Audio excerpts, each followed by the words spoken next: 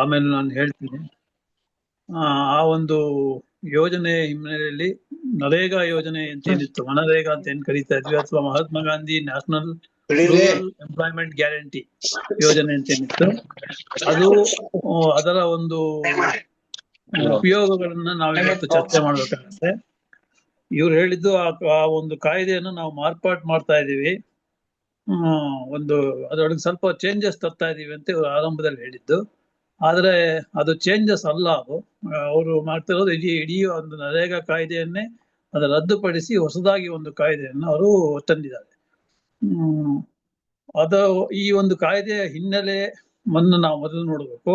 ಯಾಕಂದ್ರೆ ಯಾವ ಕಾರಣಕ್ಕಾಗಿ ಈ ಒಂದು ನೆಸೆಸಿಟಿ ಬಂದಿದೆ, ನರೇಗಾ ಅಂತಹ ಒಂದು ಯೋಜನೆಯನ್ನ ರದ್ದುಪಡಿಸುವಂತ ನೆಸೆಸಿಟಿ ಸರ್ಕಾರದ ಮೇಲೆ ಯಾಕೆ ಬಂದಿದೆ ಅನ್ನೋದನ್ನ ಮೊದಲು ನೋಡ್ಬೇಕು. ನಂತರ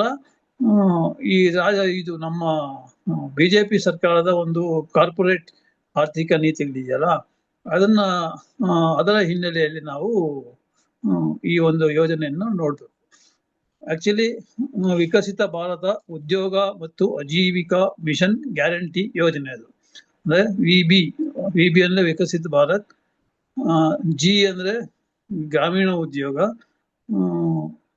ರಾಮ್ ಅಂದ್ರೆ ರೂರಲ್ ಆಜೀವಿಕಾ ಅಂದ್ರೆ ಎಂಪ್ಲಾಯ್ಮೆಂಟ್ ಇರ್ಬೋದು, ಮತ್ತೆ ಮಿಷನ್ ಗ್ಯಾರಂಟಿ, ಆ ತರ ವಿ ಜಿ ರಾಮ್ ಜಿ ಅಂತ ಮಾಡಿದ್ದಾರೆ. ಆರಂಭದಲ್ಲಿ ಇದು ಬಾಪು ಹೆಸರಲ್ಲಿ ತರೋ ಒಂದು ಐಡಿಯಾ ಇತ್ತು ಅವ್ರಿಗೆ, ಬಾಪು ಒಂದು ಉದ್ಯೋಗ ಯೋಜನೆ ಅಂತೇನೋ ಅಂತ. ಆಮೇಲೆ ಅದನ್ನ ಮತ್ತೆ ಬದಲಾಯಿಸಿ ಮೋಸ್ಟ್ಲಿ RSS ಇನ್ಸ್ಟ್ರಕ್ಷನ್ ಇರ್ಬೋದು, ಅವ್ರು ಅದನ್ನ ಇದರೊಳಗೆ ಜಿ ಅಂತೇಳಿ ಹೆಸರು ಮಾಡೋದು. ಮುಖ್ಯವಾಗಿ ರಾಜಕೀಯ ಚರ್ಚೆಗಳು ಏನ್ ಬಂದಿದೆ ಅಂದ್ರೆ ಮಹಾತ್ಮ ಗಾಂಧಿ ಹೆಸರನ್ನ ಅಳಿಸಾಕ್ಬಿಟ್ಟಿದ್ದಾರೆ. ಅದು ಒಂದು ಆಡಳಿತ ನೀತಿಯಾಗಿ ನಾವು ನೋಡ್ತಾ ಇದ್ದೀವಿ ಬಿಜೆಪಿ ಸರ್ಕಾರದ್ದು. ಗಾಂಧಿ ಅಥವಾ ನೆಹರು ಮತ್ತೆ ಯಾವುದೇ ಪರಂಪರೆಯ ಹೆಸರುಗಳನ್ನ ಅಳಿಸಿ ಹಾಕೋದಕ್ಕೆ ಅದು ರಸ್ತೆಗಳಲ್ಲಾಗಿರ್ಬೋದು, ಸ್ಥಾವರಗಳಲ್ಲಾಗಿರ್ಬೋದು ಅದನ್ನ ಮಾಡ್ತಾನೆ ಇದ್ದಾರೆ. ಆದ್ರೆ ಈ ಒಂದು ಯೋಜನೆಯನ್ನ ಇವರು ಹೊಸ ಯೋಜನೆ ತರುವುದರ ಹಿಂದೆ ನಾವು 1990ಸ್ಗೆ ವಾಪಸ್ ಹೋಗ್ಬೇಕಾಗತ್ತೆ, 1980s ಅಥವಾ 1990ಸ್ಗೆ ವಾಪಸ್ ಹೋಗ್ಬೇಕಾಗತ್ತೆ. ಯಾಕಂದ್ರೆ NREGA ಒಂದು ಯೋಜನೆ ಏನಿದೆ ಅದು UPA ಸರ್ಕಾರದ ಅವಧಿಯಲ್ಲಿ ಬಂದಿದ್ದು ಅದು. ಬಟ್ UPA ಸರ್ಕಾರದ ಕನಸಿನ ಕೂಸು ಅಲ್ಲ ಅದು. ಯಾಕಂದ್ರೆ ಅದರ ಹಿಂದೆ ಅಪಾರ ಒಂದು ಕಾಳಜಿ ಇರುವಂತಹ ಒಂದು ಸಾಮಾಜಿಕ ಕಾರ್ಯಕರ್ತರ ಹೋರಾಟಗಳಿದೆ. ಅದು 80ನೇ ಇಸವಿಯಿಂದಾನೇ 1980s ಇಂದಾನೇ ಅದು ಶುರುವಾಗಿದೆ. ಯಾಕಂದ್ರೆ ಭಾರತಕ್ಕೆ ನವ ಉದಾರವಾದ ಒಂದು ಪ್ರವೇಶ ಮಾಡಿದಾಗ 1980s ಅಲ್ಲಿ ಪ್ರವೇಶ ಮಾಡಿದ್ದದು. 90s ಅಲ್ಲಿ ಜಾಗತೀಕರಣದ ಮೂಲಕ ಹೆಚ್ಚು ಮುಕ್ತ ಮಾರುಕಟ್ಟೆ ಆಯ್ತು. 2000 ಆದ್ಮೇಲೆ ಡಿಜಿಟಲ್ ಎಕಾನಮಿ ಅಥವಾ ನ್ಯೂ ಲಿಬರಲ್ ಡಿಜಿಟಲ್ ಕ್ಯಾಪಿಟಲಿಸಂ ಅದನ್ನ ತಗೊಳುತ್ತೆ. ಈಗ 2047 ಹೊತ್ತಿಗೆ ದೇಶವನ್ನ ವಿಕಸಿತ ಭಾರತ ಮಾಡಬೇಕು ಅನ್ನೋ ಒಂದು ಮಹತ್ವಾಕಾಂಕ್ಷಿ ಯೋಜನೆ ಬಿಜೆಪಿ ಸರ್ಕಾರಕ್ಕಿದೆ. ಸೊ ಇಲ್ಲಿ ಇವರು ಆ ವಿಕಾಸಕ್ಕೆ ಬೇಕಾದಂತಹ ಶೈಕ್ಷಣಿಕ ನೀತಿಯನ್ನ, ಸಾಂಸ್ಕೃತಿಕ ನೀತಿಯನ್ನ, ಇತ್ತೀಚೆಗೆ ನೀವು ಉನ್ನತ ಶಿಕ್ಷಣದ ಬಗ್ಗೆ ನೋಡಿರ್ಬೇಕು, ಎಲ್ಲಾ ಸಂಸ್ಥೆಗಳನ್ನು ಒಂದು ಮಾಡಿ ಒಂದೇ ಒಂದು ಸಂಸ್ಥೆ ಅಡಿ ಇಡೀ ಒಂದು ಉನ್ನತ ಶಿಕ್ಷಣವನ್ನು ಮಾಡೋದನ್ನ ನೋಡ್ತಾರೆ. ಸೊ ಹಾಗಾಗಿ ಈ ವಿಕಾಸಕ್ಕೆ ಕಾರಣವಾದವರು ಯಾರು ಅಂತ ನಾವು ಇಲ್ಲಿವರೆಗೂ ಇವರು ಭಾರತವನ್ನು ವಿಕಸಿತ ಭಾರತ ಮಾಡ್ತೀವಿ ಅಂತ ಹೇಳ್ತಿದ್ದಾರೆ. ಅಂದ್ರೆ ಈಗ ವಿಕಾಸ ಆಗಿಲ್ವಾ, ಈ ಪ್ರಶ್ನೆಯನ್ನು ನಾವು ಮುಖ್ಯವಾಗಿ ಕೇಳ್ಬೇಕಾಗತ್ತೆ. ವಿಕಾಸ ಆಗಿಲ್ಲ ಅಂತ ಹೇಳಿದ್ರೆ ಯಾವ ಅಡಿಪಾಯದ ಮೇಲೆ ಇವರು ಹೊಸ ಆರ್ಥಿಕ ನೀತಿಗಳನ್ನ ಜಾರಿಗೊಳಿಸ್ತಾ ಇದ್ದಾರೆ? ಸೊ ಈ ಒಂದು ಪ್ರಶ್ನೆಯನ್ನು ಕೇಳ್ತಾನೆ except for the emergency period, even Indira Gandhi ಟೈಮಲ್ಲೂ ಕೂಡ ಒಂದು ಸೋಷಿಯಲ್ ವೆಲ್ಫೇರ್ ಮೆಜರ್ಸ್ ಮತ್ತೆ ಜನಪರವಾದ ನೀತಿಗಳು, ಬಡತನ ನಿವಾರಣೆ, ಈ ತರದ ಒಂದು ಸ್ಕೀಮ್ಗಳು ಬರ್ತಾ ಇದೆ.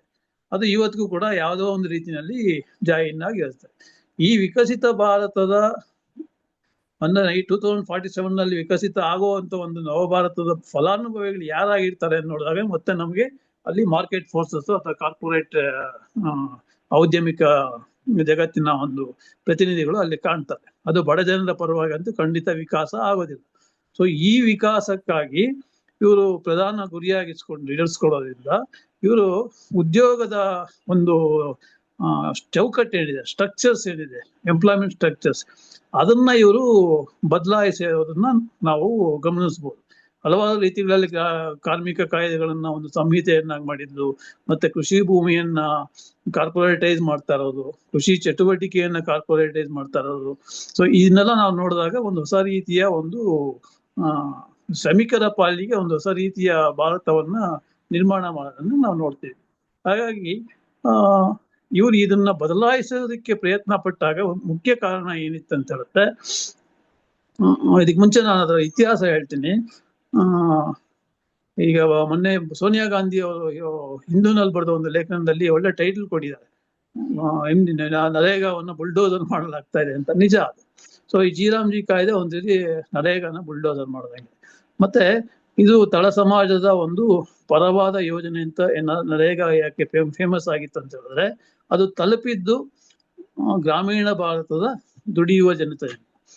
ಅದು ಯಾಕೆ ನೆಸೆಸಿಟಿ ಆಯ್ತು ಅಂತ ಹೇಳಿದ್ರೆ, 1980s ನಾನು ಮೊದಲೇ ಹೇಳಿದಂಗೆ ಭಾರತದಲ್ಲಿ ಸೋಷಿಯಲ್ ರಿಫಾರ್ಮ್ ಮೂವ್ಮೆಂಟ್ಸ್ ತುಂಬಾ ಇತ್ತು, NGO ಮೂವ್ಮೆಂಟ್ಸ್ ತುಂಬಾ ಇತ್ತು. ಜೀನ್ ಡ್ರೀಸ್ ಆಗ್ಬೋದು, ಅರುಣಾ ರಾಯ್ ಆಗ್ಬೋದು, ಇಂಥವರೆಲ್ಲ ಬಹಳ ಮುಂಚೂರು, ರಾಜೇಂದ್ರ ಸಿಂಗ್ ಅವರಾಗ್ಬೋದು, ರಾಜಸ್ಥಾನ ಕಡೆ ಎಲ್ಲ NGO ತುಂಬಾನೇ ಕೆಲಸ ಮಾಡಿದ್ರು. ಎಡಪಕ್ಷಗಳಿಂದನೂ ಕೂಡ ಒಂದು ರೀತಿಯಲ್ಲಿ ಮ್ಯೂಟ್ ಮಾಡಿ ಯಾವುದು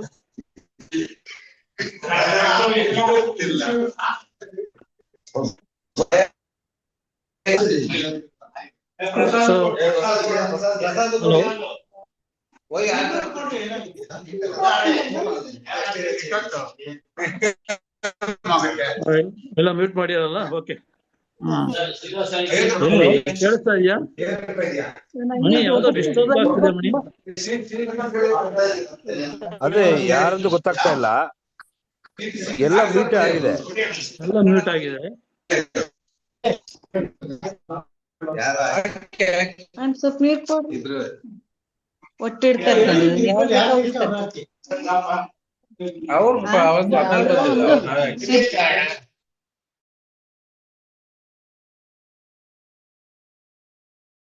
ಈಗ ಕ್ಲಿಯರ್ ಆಯ್ತಲ್ಲ ಮಣಿ?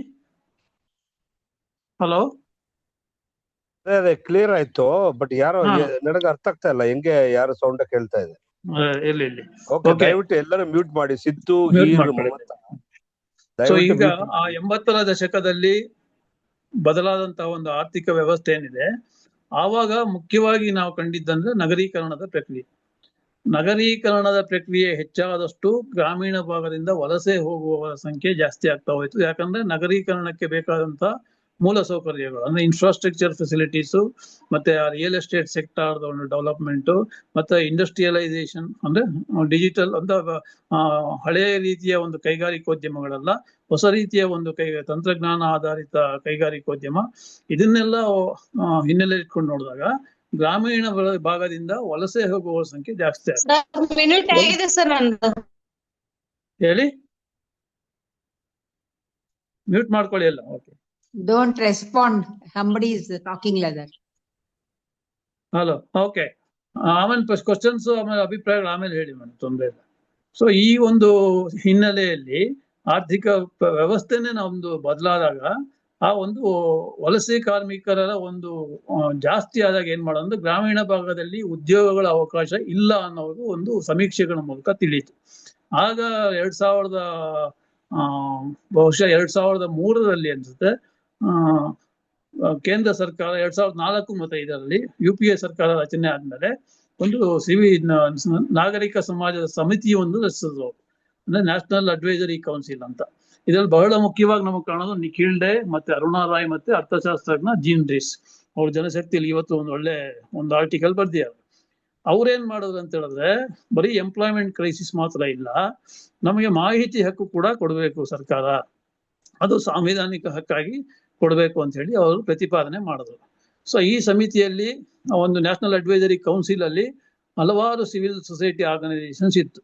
ಅದಕ್ಕೆ ಮುಂಚೆ ಹಲವಾರು ಹೋರಾಟಗಳನ್ನು ಕೂಡ ನಡೆದಿದ್ರು. ಆಹಾರದ ಹಕ್ಕಿಗಾಗಿ ಒಂದು ಆಂದೋಲನ ಅಂತ ಹೇಳಿ ಒಂದು ಶುರು ಮಾಡಿದ್ರು, ರೈಟ್ ಟು ಫುಡ್ ಕ್ಯಾಂಪೇನ್. ಅದರೊಳಗೆ ಸಂಘಟಿತರಾದ ಸಾಮಾಜಿಕ ಕಾರ್ಯಕರ್ತರು ಒಂದು ರೈಟ್ ಬೇಸ್ಡ್ ಲೆಜಿಸ್ಲೇಷನ್ ತರಬೇಕು. ಅಂದ್ರೆ ಯಾವುದೇ ಒಂದು ಲೆಜಿಸ್ಲೇಷನ್ ನೀವು ತಗೊಂಡ್ಬಂದ್ರೆ ಸರ್ಕಾರ ಕೊಡೋದಲ್ಲ, ಅದು ಜನರ ಹಕ್ಕು ಆಗ್ಬೇಕು. ಆ ಹಕ್ಕು ಆಧಾರಿತ ಒಂದು ಶಾಸನವನ್ನ ತರೋದಕ್ಕೆ ಒತ್ತಾಯ ಮಾಡಿದ್ರು. ಆ ಒಂದು ಒತ್ತಾಯದ ಹಿನ್ನೆಲೆಯಲ್ಲಿ UPA ಸರ್ಕಾರ ಮೊದಲನೇ ಟರ್ಮ್ ಅಲ್ಲಿ ನರೇಗಾ ಕಾಯ್ದೆಯನ್ನ ಜಾರಿ ಮಾಡಿದ್ರು. ಸೊ ಸೋನಿಯಾ ಗಾಂಧಿಗೂ ಅದಕ್ಕೆ ಒಪ್ಪಿಗೆ ಇತ್ತು, ಮನಮೋಹನ್ ಸಿಂಗ್ ಅವರು ಕೂಡ ಅದನ್ನು ಒಪ್ಕೊಂಡಿದ್ರು. ಸೊ ಹಾಗಾಗಿ ನರೇಗಾ ಯೋಜನೆ ಜಾಯಿನ್ ಆಗಿದ್ದು ಹಿಂಗೆ. ಇದರ ಮಹತ್ವ ನಮಗೆ ಗೊತ್ತಾಗಿದ್ದು ಯಾವಾಗ ಸರ್ಕಾರಗಳಿಗೆ, ಇದಕ್ಕೆ ಮುಂಚೆ ನಾನು ಇನ್ನೊಂದು ಹೇಳ್ಬೇಕಂದ್ರೆ 2014ರಲ್ಲಿ ಮೋದಿ ಸರ್ಕಾರ ಬಂದಾಗ ತಮ್ಮ ಮೊದಲ ಬಜೆಟ್ ಭಾಷಣದಲ್ಲಿ 2015 ಬಜೆಟ್ ಭಾಷಣದಲ್ಲಿ ಅವರು ಆಕ್ಷನ್ ಮಾಡಿ ತೋರಿಸ್ತಾರೆ. ಮೇಲೆ ಮಣ್ಣು ಅಗಿಯೋ ತರ ಒಂದು ಆಕ್ಷನ್ ಮಾಡಿ this is going to become a monument of failure of UPA ಸರ್ಕಾರ ಅಂತ.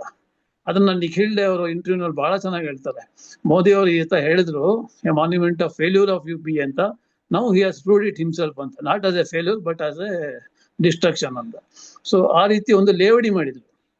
ಆದ್ರೆ ಈ ಒಂದು ಕಾಯ್ದೆಯ ಉಪಯೋಗ ನಮಗೆ ಗೊತ್ತಾಗಿದ್ದಂದ್ರೆ ಕೋವಿಡ್ ಸಂದರ್ಭದಲ್ಲಿ.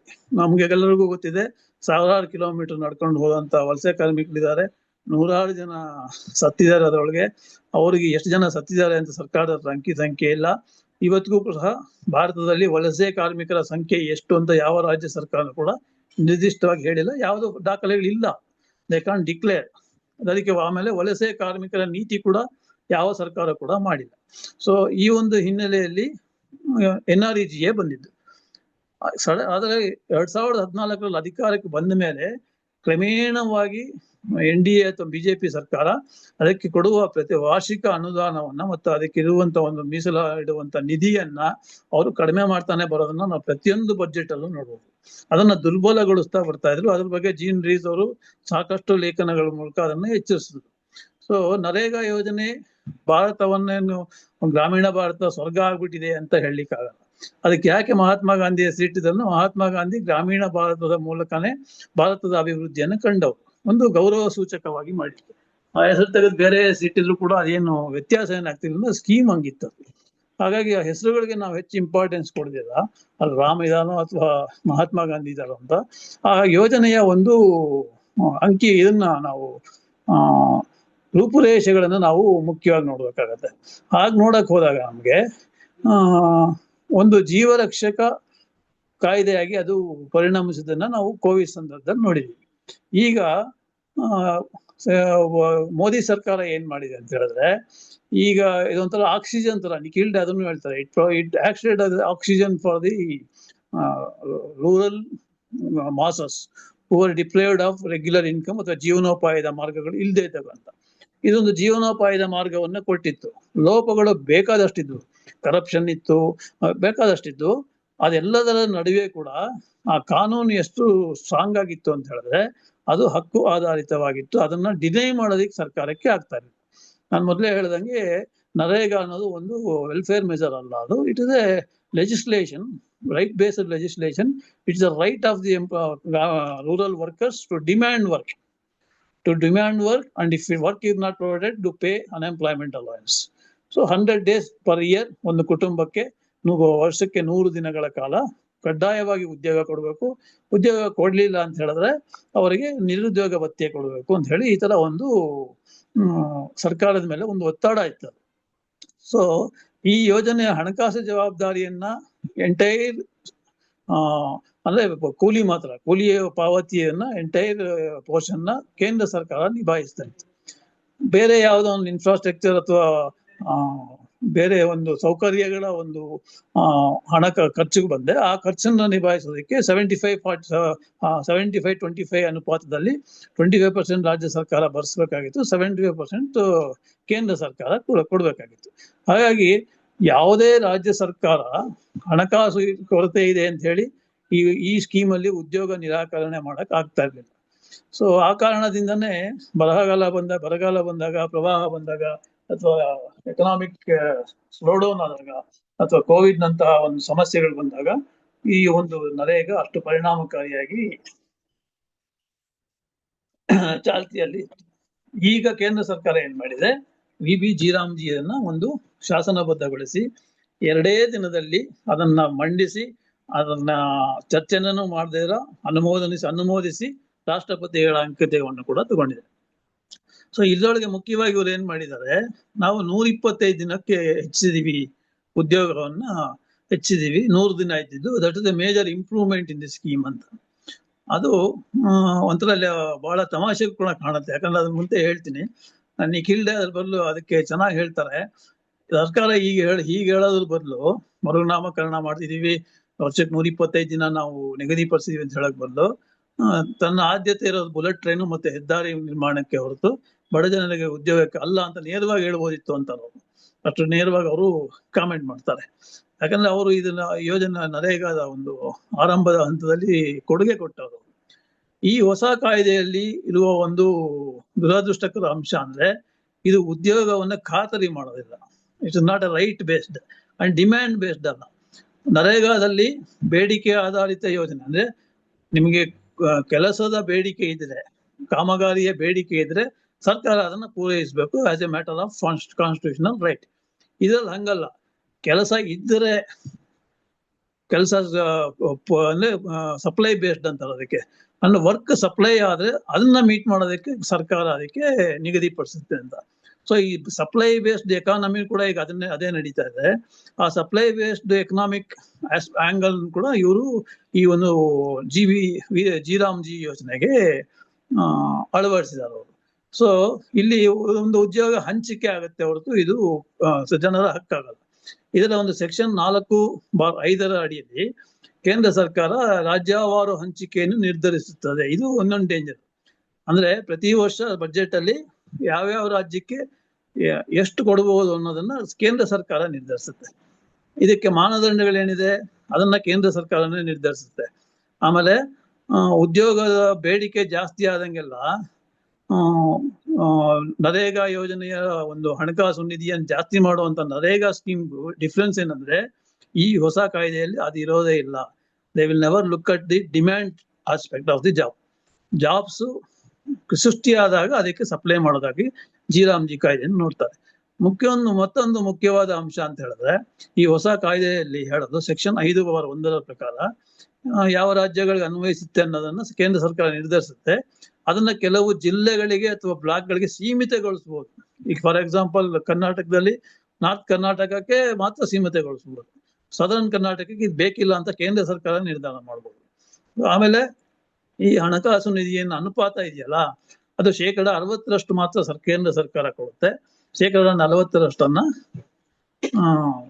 ರಾಜ್ಯ ಸರ್ಕಾರಗಳು ಕೊಡ್ಬೇಕು. ಸೊ ಕೇಂದ್ರ ಸರ್ಕಾರದ ಪಾಲು ಕೊಡಕ್ ರೆಡಿ ಇರ್ಬೋದು. ರಾಜ್ಯ ಸರ್ಕಾರದಲ್ಲಿ ಅಷ್ಟು ಹಣಕಾಸು ಇಲ್ಲ ಅಂತ ಹೇಳಿದ್ರೆ ಈ ಸ್ಕೀಮ್ ಅಪ್ಲೈ ಆಗೋದಿಲ್ಲ. So every state should be ready to spend 40% of the allotted funds, ಅಥವಾ ಒಂದು ನಿಗದಿಪಡಿಸಿರುವ ಒಂದು ಮೊತ್ತದಲ್ಲಿ 40% ಬಳಸಲು ಸಾಧ್ಯವಾಗಬೇಕು. ಆಗ್ಲಿಲ್ಲ ಅಂತ ಹೇಳಿದ್ರೆ ಈ ಯೋಜನೆ ಅನ್ವಯಿಸೋದಿಲ್ಲ. ಇದು ಯಾರ ಮೇಲೆ ಎಫೆಕ್ಟ್ ಆಗುತ್ತೆ ಅಂತ ನಮ್ಗೆ ಸುಲಭವಾಗಿ ಅರ್ಥ ಆಗುತ್ತೆ. ಕಾರ್ಮಿಕರ ಮೇಲೆ ಎಫೆಕ್ಟ್ ಆಗುತ್ತೆ. ಆಮೇಲೆ ನರೇಗಾದಲ್ಲಿ ಕಾರ್ಮಿಕರು ವರ್ಷದ ಯಾವ ಸಮಯದಲ್ಲಿ ಬೇಕಾದ್ರೂ ದುಡಿಯಕ್ಕೆ ಹೋಗೋದಾಗಿದೆ. ಥ್ರೂಔಟ್ ದಿ ಇಯರ್ ಅದು ಚಾಲನೆಯಲ್ಲಿರ್ತಾ ಇತ್ತು. ಈಗ ಕೃಷಿ ಚಟುವಟಿಕೆಗಳ ಅಂದ್ರೆ ಒಂದು ಹಾರ್ವೆಸ್ಟಿಂಗ್ ಸೀಸನ್ ಅಂತ ಹೇಳಿ ಕೃಷಿ ಚಟುವಟಿಕೆಗಳು ಜಾಸ್ತಿ ಇದ್ದಾಗ 2 ತಿಂಗಳ ಕಾಲ ಈ ಯೋಜನೆ ಜಾರಿಯಲ್ಲಿ ಇರುವುದಿಲ್ಲ. ಸೊ ಇದನ್ನ 100ರಿಂದ 125 ದಿನ ಹೆಚ್ಚಿರೋದು ಅನ್ನೋ ರೆವಲ್ಯೂಷನರಿ ಸ್ಟೆಪ್ ಅಂತ ಹೇಳ್ತೀರಲ್ಲ. ಈಗ ಒಂದು ಕೂಲಿ ಪಾವತ ಮಾಡಲು ರಾಜ್ಯ ಸರ್ಕಾರದ ಬಳಿ ಹಣನೇ ಇಲ್ಲ ಅಂದಾಗ ಅವ್ರು ಎಲ್ಲಿಂದ ಅದನ್ನ ಕೊಡ್ತಾರೆ? ಆಮೇಲೆ ಈ ಒಂದು ಪ್ರದೇಶಗಳ ಈ ನಿಗದಿತ ದಿನಗಳನ್ನು ಕೂಡ ರಾಜ್ಯ ಸರ್ಕಾರಗಳು ನಿರ್ಧರಿಸುತ್ತವೆ. ಅದರ ಪಾವತಿ ಮಾತ್ರ 60-40 ನಲ್ಲಿ ಇರ್ಬೇಕಾಗತ್ತೆ. ಈ ಕಾಯ್ದೆಯ ಆತಂಕಗಳನ್ನು ನಾವು ನೋಡೋದಾದ್ರೆ, ಮತ್ತೆ ನರೇಗಾದಲ್ಲಿ ಕಾರ್ಮಿಕರಿಗೆ ಕೂಲಿ ಮತ್ತಿತರ ಭತ್ಯೆಗಳು ಪಾವತಿ ಆಗದೆ ಇರೋ ಸುಮಾರು ಕೇಸಸ್ ಇತ್ತು. ಆದ್ರೆ ಆತರ ಪಾವತಿ ಆಗದೆ ಇರುವಂತ ಕೇಸ್ ಇದ್ದಾಗ ನಾವು ನೋಡಿದೀವಿ ಸಂಘಟನೆಗಳು, ಎಸ್ಪೆಷಲಿ ನಾವು ನರೇಗಾ ಬಗ್ಗೆ ಹೋರಾಟ ಮಾಡುವಂತ ಸಂಘಟನೆಗಳಿದ್ವು, ಮಹಿಳಾ ಸಂಘಟನೆಗಳ ಮುಂಚೂಣಿಯಲ್ಲಿದ್ವು, ಕೆಲವು ಎಡಪಂಥೀಯ ಸಂಘಟನೆಗಳಿದ್ವು. ಅವರು ಫೈಟ್ ಮಾಡಿ ವೇಜಸ್ ತಗೋತಾ ಇದ್ರು. ಅದು ಕೋರ್ಟ್ ಮೂಲಕ ಅವ್ರಿಗೆ ವೇಜಸ್ ಸೆಟ್ಲ್ ಆಗ್ತಾ ಇತ್ತು. ಈ ತರದ್ದಿದೆ. ಈ ಕಾಯ್ದೆಯಲ್ಲಿ ಆ ಒಂದು ಅವಕಾಶ ಇರೋದೇ ಇಲ್ಲ. ಈ ಹಕ್ಕು ನೀವು ಮ್ಯಾಟರ್ ಆಫ್ ರೈಟ್ ನೀವು ಡಿಮ್ಯಾಂಡ್ ಮಾಡಕ್ ಆಗಲ್ಲ. ಆಮೇಲೆ ರಾಜ್ಯಗಳಲ್ಲಿ ಬೈ ಚಾನ್ಸ್ ಇವ್ರು ಕೊಡುವ ವೇತನದ ಪ್ರಮಾಣ ಆ ನಿಗದಿತ ಪ್ರಮಾಣವನ್ನ ಈಗ 1 ಲಕ್ಷ ರೂಪಾಯಿ ಅವ್ರು ಇಟ್ಟಿದ್ರೆ 40,000 ರೂಪಾಯಿ ಇವ್ರದ್ದು ಶೇರ್ ಇರುತ್ತೆ, 60,000 ಕೇಂದ್ರ ಸರ್ಕಾರದ ಇರುತ್ತೆ. ಆ 60,000 ಮೀರಿದರೆ ಅದನ್ನ ಆಯಾ ಸರ್ಕಾರಗಳೇ ಭರಿಸಬೇಕಾಗತ್ತೆ. ಸೊ ಹಾಗಾಗಿ ಈ ಒಂದು ಅಧಿಸೂಚಿತ ಗ್ರಾಮೀಣ ಪ್ರದೇಶಗಳಲ್ಲಿ ಮಾತ್ರ ಅನ್ವಯಿಸೋದ್ರಿಂದ ಹಲವಾರು ಪ್ರದೇಶಗಳು ವಂಚಿತವಾಗಿರ್ತವೆ. ಫಂಡ್ಸ್ ಇಲ್ಲದೆ ಇದ್ದಾಗ ರಾಜ್ಯ ಸರ್ಕಾರಗಳಲ್ಲಿ ಹಲವಾರು ಆಲ್ಮೋಸ್ಟ್ ಇಡೀ ಸ್ಟೇಟ್ ಅದನ್ನ ಅನ್ವಯಿಸುತ್ತೆ. ಆಮೇಲೆ ನರೇಗಾ ಯೋಜನೆಯ ಇನ್ನೊಂದು ಕಂಪ್ಯಾರಿಸನ್ ನೋಡೋದಂದ್ರೆ, ಉದ್ಯೋಗ ಬೇಡಿಕೆ ಇದ್ರೆ ಅಲ್ಲಿ ಜಾಬ್ ಇದೆ ಅಂತ ಇದ್ದಾದ್ರೆ 15 ಡೇಸ್ ಒಳಗಡೆ ಅದನ್ನ ಮೀಟ್ ಮಾಡೋದು ಸರ್ಕಾರದ ಕರ್ತವ್ಯ ಆಗಿತ್ತು, ಕಾನ್ಸ್ಟಿಟ್ಯೂಷನಲ್ ಡ್ಯೂಟಿ ಆಗಿತ್ತು. ಈಗ ಸಪ್ಲೈ ಸೈಡ್ ಆಗಿದ್ರಿಂದ ಇದನ್ನ ಈ ಒಂದು ಆ ಒಂದು ಕಾಯ್ದೆ ಅನ್ವಯಿಸೋದಿಲ್ಲ. ಸೊ ಹಾಗಾಗಿ ಜಿ ಕಾಯ್ದೆ ಒಂದು ರೀತಿಯಲ್ಲಿ ಕಾರ್ಪೊರೇಟ್ ಪರವಾದ ಒಂದು ನೀತಿ ಅಂತ ನಾವು ಹೇಳ್ಬೋದು. 2005 ಇದು ಜಾರಿಯಾದಾಗ ಕಾರ್ಪೊರೇಟ್ ಇಂಡಸ್ಟ್ರಿಯಲಿಸ್ಟು, ಕ್ಯಾಪಿಟಲಿಸ್ಟು, ಮತ್ತೆ ಮೈನ್ ಸ್ಟ್ರೀಮ್ ಮೀಡಿಯಾ, ಮತ್ತೆ ನಿಯೋಲಿಬರಲ್ ಪ್ರತಿಪಾದಕರು ಇವರೆಲ್ಲ ಇದನ್ನ ಬಹಳ ವಿರೋಧಿಸಿದ್ರು. ಇದರಿಂದ ಭಾರತ ಪಾಪರಾಗ್ಬಿಡುತ್ತೆ ಹಾಗೆ ಹೀಗೆ ಅಂತೇಳಿ. ಬಟ್ ಅದೇನೂ ಆಗ್ಲಿಲ್ಲ. ಆದ್ರೆ ಈಗ ಇವ್ರಿಗೆ ಅರ್ಥವಾಗಬೇಕಾಗಿರೋದು ಅಂತ ಹೇಳಿದ್ರೆ, ಆಗ ಈ ರೀತಿಯ ವಿರೋಧಿಸಿದವರು ಈಗ ಯಾಕೆ ಇದನ್ನ ಸ್ವಾಗತಿಸ್ತಾ ಇದ್ದಾರೆ, ಯಾಕೆ ಅಂತ ಹೇಳಿದ್ರೆ ನೆಕ್ಸ್ಟ್ ಆಲ್ಮೋಸ್ಟ್ ಇನ್ನೊಂದು 2-3 years ಅಲ್ಲಿ Indian economy will move more towards the cities. ನಗರೀಕರಣ ಆಲ್ಮೋಸ್ಟ್ ಆಗ್ತಾನೆ ಇದೆ, ನಾವು ನೋಡ್ತಾ ಇದೀವಿ. ಅದು ದೇವನಹಳ್ಳಿಯ ಬಳಿಯ ಒಂದು ಕೃಷಿ ಭೂಮಿಯನ್ನು ಆಕ್ಯುಪೈ ಮಾಡೋದ್ರಿಂದ ಹಿಡಿದು ಎಲ್ಲಾ ಕಡೆಯೂ ಕೂಡ ಕೃಷಿ ಭೂಮಿಯನ್ನ ಒಂದು ಕಾರ್ಪೊರೇಟೈಸ್ ಮಾಡೋದು, ಕೃಷಿ ಚಟುವಟಿಕೆಯನ್ನ ಕಾರ್ಪೊರೇಟೈಸ್ ಮಾಡೋದು, ಅಂಡ್ ಅರ್ಬನೈಸೇಷನ್, ಮತ್ತೆ ಅದಕ್ಕೆ ಬೇಕಾದಂತಹ ಆಧುನಿಕ ಮೂಲ ಸೌಕರ್ಯಗಳನ್ನ ಅಭಿವೃದ್ಧಿ ಮಾಡೋದು. ಇದು ನಿಯೋಲಿಬರಲ್ ಕ್ಯಾಪಿಟಲಿಸಮ್ ಒಂದು ಲಕ್ಷಣ ಇದೆ. ಇದಕ್ಕೆ ಅವರಿಗೆ ಕೌಶಲ್ಯಯುತ ಒಂದು ಕಾರ್ಮಿಕರು ಬೇಕಾಗ್ತದೆ. ಈ ಕೌಶಲ್ಯಯುತ ಕಾರ್ಮಿಕರನ್ನ ಅವ್ರು ಎಲ್ಲಿಂದ ಹುಡುಕ್ಬೇಕು? ಲೋಯರ್ ವೇಜಸ್ ಅಲ್ಲಿ ವರ್ಕ್ ಮಾಡ್ಬೇಕು ಅಂತ ಹೇಳಿದ್ರೆ ಸಿಟಿ ಬೇಸ್ಡ್ ಕಾರ್ಮಿಕರು ಏನಿರ್ತಾರೆ ಅವರು ಲೋಯರ್ ವೇಜಸ್ ಅಲ್ಲಿ ವರ್ಕ್ ಮಾಡೋದಿಲ್ಲ, ದೇ ಡೋಂಟ್ ಪ್ರಿಫರ್. ಆವಾಗ ಇವರಿಗೆ ಗ್ರಾಮೀಣ ಭಾಗದಿಂದ ವಲಸೆ ಕರ್ಕೊಂಡ್ಬರೋದು ಅನಿವಾರ್ಯ ಆಗುತ್ತೆ. ಸೊ ಆ ವಲಸಿಗರಲ್ಲಿ ಹೆಚ್ಚಿನ ಪ್ರಮಾಣದಲ್ಲಿ ಪುರುಷರು ಇರ್ತಾರೆ. ಯಾಕಂತ ಹೇಳಿದ್ರೆ ಮಹಿಳೆಯರಲ್ಲಿ ಕೌಶಲ್ಯ ಇದ್ರೂ ಕೂಡ ಅವರ ಕೌಟುಂಬಿಕ ಸಮಸ್ಯೆಗಳು, ಸಾಂಸಾರಿಕ ಸಮಸ್ಯೆಗಳು, ಸೊ ಅವೆಲ್ಲ ಜಾಸ್ತಿಯಾಗಿ ಕುಟುಂಬವನ್ನು ಅಲ್ಲೇ ಬಿಟ್ಟು ಪುರುಷರು ನಗರಗಳಿಗೆ ಬರುವ ಒಂದು ಪ್ರಕ್ರಿಯೆ ಕೂಡ ಶುರುವಾಗುತ್ತೆ. ಅಲ್ಲಿ ಗ್ರಾಮೀಣ ಪ್ರದೇಶಗಳಲ್ಲಿ ಉಳಿದವರ್ಗ ಸಂಖ್ಯೆ ಕಡಿಮೆ ಆಗೋದ್ರಿಂದ ಕೆಲಸದ ಒತ್ತಡ ಜಾಸ್ತಿ ಆಗುತ್ತೆ, ಅನಿಶ್ಚಿತತೆ ಜಾಸ್ತಿ ಆಗುತ್ತೆ. ಇಲ್ಲಿ ಮಹಿಳೆಯರು ಹೇಗೆ ಇಂಪ್ಯಾಕ್ಟ್ ಆಗುತ್ತೆ ಮಹಿಳಾ ಕಾರ್ಮಿಕರ ಮೇಲೆ ಅಂತ ಇದನ್ನ ಯಾಕೆ ಮುಖ್ಯವಾಗಿ ನೋಡ್ಬೇಕು ಅಂತ ಹೇಳಿದ್ರೆ, ಇಂಡಿಯನ್ ಹ್ಯೂಮನ್ ಡೆವಲಪ್ಮೆಂಟ್ ಸರ್ವೆ ಅದರ ಪ್ರಕಾರ ನರೇಗಾದಿಂದ ಗ್ರಾಮೀಣ ಭಾರತದಲ್ಲಿ ಖಾಸಗಿ ಲೇವಾದೇವಿಗರ ಪ್ರಭಾವ 21% ಕಡಿಮೆ ಆಗಿತ್ತನ್ನ ಅಧಿಕೃತವಾಗಿ ದಾಖಲೆ ಮಾಡ್ತಾರೆ. ಆಮೇಲೆ ನರೇಗಾ ಜಾರಿಯಾಗುವ ಮುನ್ನ 45% of the women in rural places ಮನೆಗಳಲ್ಲಿ ದುಡಿತಾ ಇದ್ರು. ಅಂದ್ರೆ ಆದಾಯವಿಲ್ಲದೆ ಅಥವಾ ಅವ್ರದೇ ಆದ ಅಥವಾ ಒಂದು ಹೊಲ ಗದ್ದೆಗಳಲ್ಲಿ ದುಡಿಯೋರು, ಅದ್ಯಾವುದಕ್ಕೂ ಆದಾಯ ಇಲ್ಲದಿಲ್ಲ. ನರೇಗಾ ಬಂದ ಮೇಲೆ ಈ ಒಂದು ಯೋಜನೆಯ ಒಂದು ಪ್ರಭಾವದಿಂದ participation of women force in labour, women's participation in labour force ಇದೆ ಅಲ್ವಾ, ಆ ಒಂದು ಇಂಡೆಕ್ಸ್ ನೋಡಿದಾಗ 58% ಮಹಿಳೆಯರಿದ್ದಾರೆ. ಇವತ್ತಿನ ಒಂದು ಇತ್ತೀಚಿನ ವರದಿಯನ್ನು ನಾವು ನೋಡಿದಾಗ 12,61,00,000 ಜನ ಕಾರ್ಮಿಕರು ನರೇಗಾ ಯೋಜನೆಯ ಫಲಾನುಭವಿಗಳಾಗಿದ್ದಾರೆ. ಅದರಲ್ಲಿ ಮೋರ್ ದ್ಯಾನ್ 50% ಮಹಿಳೆಯರಿದ್ದಾರೆ. ಈ ಮಹಿಳೆಯರ ಮೇಲೆ ತುಂಬಾನೇ ಎಫೆಕ್ಟ್ ಆಗುತ್ತೆ. ಯಾಕಂದ್ರೆ ಅವ್ರು ವಲಸೆ ಹೋದ್ರೂ ಎಫೆಕ್ಟ್ ಆಗುತ್ತೆ, ವಲಸೆ ಹೋಗದೇ ಇದ್ರೂ ಎಫೆಕ್ಟ್ ಆಗುತ್ತೆ. ತಾವಿದ್ದ ಜಾಗದಲ್ಲಿ ಅವರಿಗೆ ಕುಟುಂಬದ ಒಂದು ಉದ್ಯೋಗದ ಭದ್ರತೆ ಇರೋದಿಲ್ಲ, ಮತ್ತೆ ಉದ್ಯೋಗದ ಖಾತರಿ ಕೂಡ ಇರೋದಿಲ್ಲ. ಇವೆರಡನ್ನು ಒಂದೇ ಏಟಿಗೆ ಕಿತ್ಕೊಂಡಿರುವಂತ ಒಂದು ಯೋಜನೆ ಈ ಒಂದು ಜಿ ಯೋಜನೆ. ಮತ್ತೆ ಈ ಒಂದು ಅಗ್ಗದ ಕೂಲಿ ಶ್ರಮಿಕರಾಗಿ ಅಥವಾ ಕೂಲಿ ರಹಿತ ಕಾರ್ಮಿಕರಾಗಿ ಮಹಿಳೆಯರು ಉಳ್ಕೋಬೇಕಾಗತ್ತೆ ಎಲ್ಲಿ ಗ್ರಾಮೀಣ ಪ್ರದೇಶಗಳಲ್ಲಿ. ಹಾಗಾಗಿ ಅವರಲ್ಲಿ ಕೆಲಸದ ಒತ್ತಡ ಕೂಡ ಹೆಚ್ಚಾಗತ್ತೆ. ಕೊನೆಗೆ ಏನಾಗುತ್ತೆ ಅಂದ್ರೆ ಅರ್ಲಿಯರ್ ಸ್ಟೇಜಸ್ ಏನಿತ್ತು ಆ ತರದಲ್ಲಿ ಹೆಚ್ಚು ಕೆಲಸ ಕಡಿಮೆ ದುಡಿಮೆ ಅನ್ನೋ ತರ ಆಗತ್ತೆ. ಸೊ ಹಾಗಾಗಿ ನಮ್ಮ ಸಂವಿಧಾನದ ಆಂಗಲ್ ಅಲ್ಲಿ ನಾವು ನೋಡಿದಾಗ ಸಂವಿಧಾನದಲ್ಲಿ ಆರ್ಟಿಕಲ್ 41 ನಲ್ಲಿ ಉದ್ಯೋಗದ ಹಕ್ಕು ಅನ್ನೋದು ಪ್ರಸ್ತಾಪ ಇದೆ. ಆದ್ರೆ ಏನ್ ಹೇಳ್ತಾರೆ ಅಂದ್ರೆ ಇದರ ಪ್ರಕಾರ ಸರ್ಕಾರಗಳು ಅಥವಾ ಸ್ಟೇಟ್ ಶಿಕ್ಷಣ, ಉದ್ಯೋಗ ಮತ್ತು ವೃದ್ಧಾಪ್ಯಕ್ಕೆ ಕೊಡುವಂತ ಭತ್ಯೆ ಮತ್ತು ಅಂಗವಿಕಲರಾಗಿರುವಂತವ್ರಿಗೆ ಕೊಡುವ ಭತ್ಯೆ ಇಂಥವನ್ನ ಸರ್ಕಾರ ನೋಡ್ಕೊಳ್ಳೋದು ಸರ್ಕಾರದ ನೈತಿಕ ಕರ್ತವ್ಯ. ಇಟ್ ಇಸ್ ಮಾರಲ್ ರೈಟ್ ಅಂತ ಹೇಳುತ್ತೆ ಹೊರತು it's not an absolute right of the citizens. Article 41 ನಲ್ಲಿ. ಸೊ ಉದ್ಯೋಗದ ಹಕ್ಕು ಇಲ್ಲಿ ಕಾನ್ಸ್ಟಿಟ್ಯೂಷನಲ್ ರೈಟ್ ಆಗಲ್ಲ, ಎನ್ಫೋರ್ಸಿಬಲ್ ಬೈ ಲಾ ಆಗೋದಿಲ್ಲ ಆರ್ಟಿಕಲ್ 41 ಪ್ರಕಾರ. ಆದ್ರೆ ಡೈರೆಕ್ಟಿವ್ ಪ್ರಿನ್ಸಿಪಲ್ ಅಲ್ಲಿ ಉದ್ಯೋಗದ ಹಕ್ಕನ್ನ ಸರ್ಕಾರಗಳು ಜಾರಿಗೊಳಿಸಬಹುದು ಅಂತ ಒಂದು ಡೈರೆಕ್ಟಿವ್ ಪ್ರಿನ್ಸಿಪಲ್ಸ್ ಇದೆ. Directive principles are not enforceable by law, by court. ಯಾವುದೇ ಕೋರ್ಟ್ಗೆ ಹೋಗಿ ಅದನ್ನ ನಾವು ಒಂದು ಹಕ್ಕಾಗಿ ಪಡ್ಕೊಳಕ್ ಆಗೋದಿಲ್ಲ. ಸೊ ಹಾಗೆ ನೋಡಿದಾಗ ಉದ್ಯೋಗದ ಹಕ್ಕು ನಮ್ಮ ಕಾನ್ಸ್ಟಿಟ್ಯೂಷನಲ್ ರೈಟ್ ಆಗದೆ ಇರೋದು ಎಷ್ಟು ಒಂದು ಪ್ರಮಾದ ಆಗ್ತಿದೆ ಅನ್ನೋದು ನಮ್ಗೆ ಇವಾಗ ಗೊತ್ತಾಗ್ತಾ ಇದೆ. ನನ್ನ ಐಡಿಯಾ ಉದ್ಯೋಗದ ಹಕ್ಕಿಗಾಗಿ ಒಂದು ಕಾನ್ಸ್ಟಿಟ್ಯೂಷನಲ್ ರೈಟ್ ಆಗಿ ಉದ್ಯೋಗದ ಹಕ್ಕು ಬೇಕು ಅಂತ ಒಂದು ಹೋರಾಟಗಳು ಎಷ್ಟು ನಡೆದಿವೆ ಅನ್ನೋದನ್ನ ನಾವು ಸ್ವಲ್ಪ ನೋಡಿ ತಿಳ್ಕೊಬೇಕಾಗತ್ತೆ ಓದಿ. ನನ್ನ ಐಡಿಯಾದಲ್ಲಿ ಆ ತರದ ನಿರ್ದಿಷ್ಟವಾದ ಒಂದು ಡಿಮ್ಯಾಂಡ್ ಇಟ್ಕೊಂಡು ಹೋರಾಟಗಳು ನಡೆದಿದ್ರು ಕೂಡ ಡೈರೆಕ್ಟಿವ್ ಪ್ರಿನ್ಸಿಪಲ್ಸ್ ಅಂಡರ್ ಅಲ್ಲೇ ಕೂಡ ಮಾಡ್ತಾರೆ.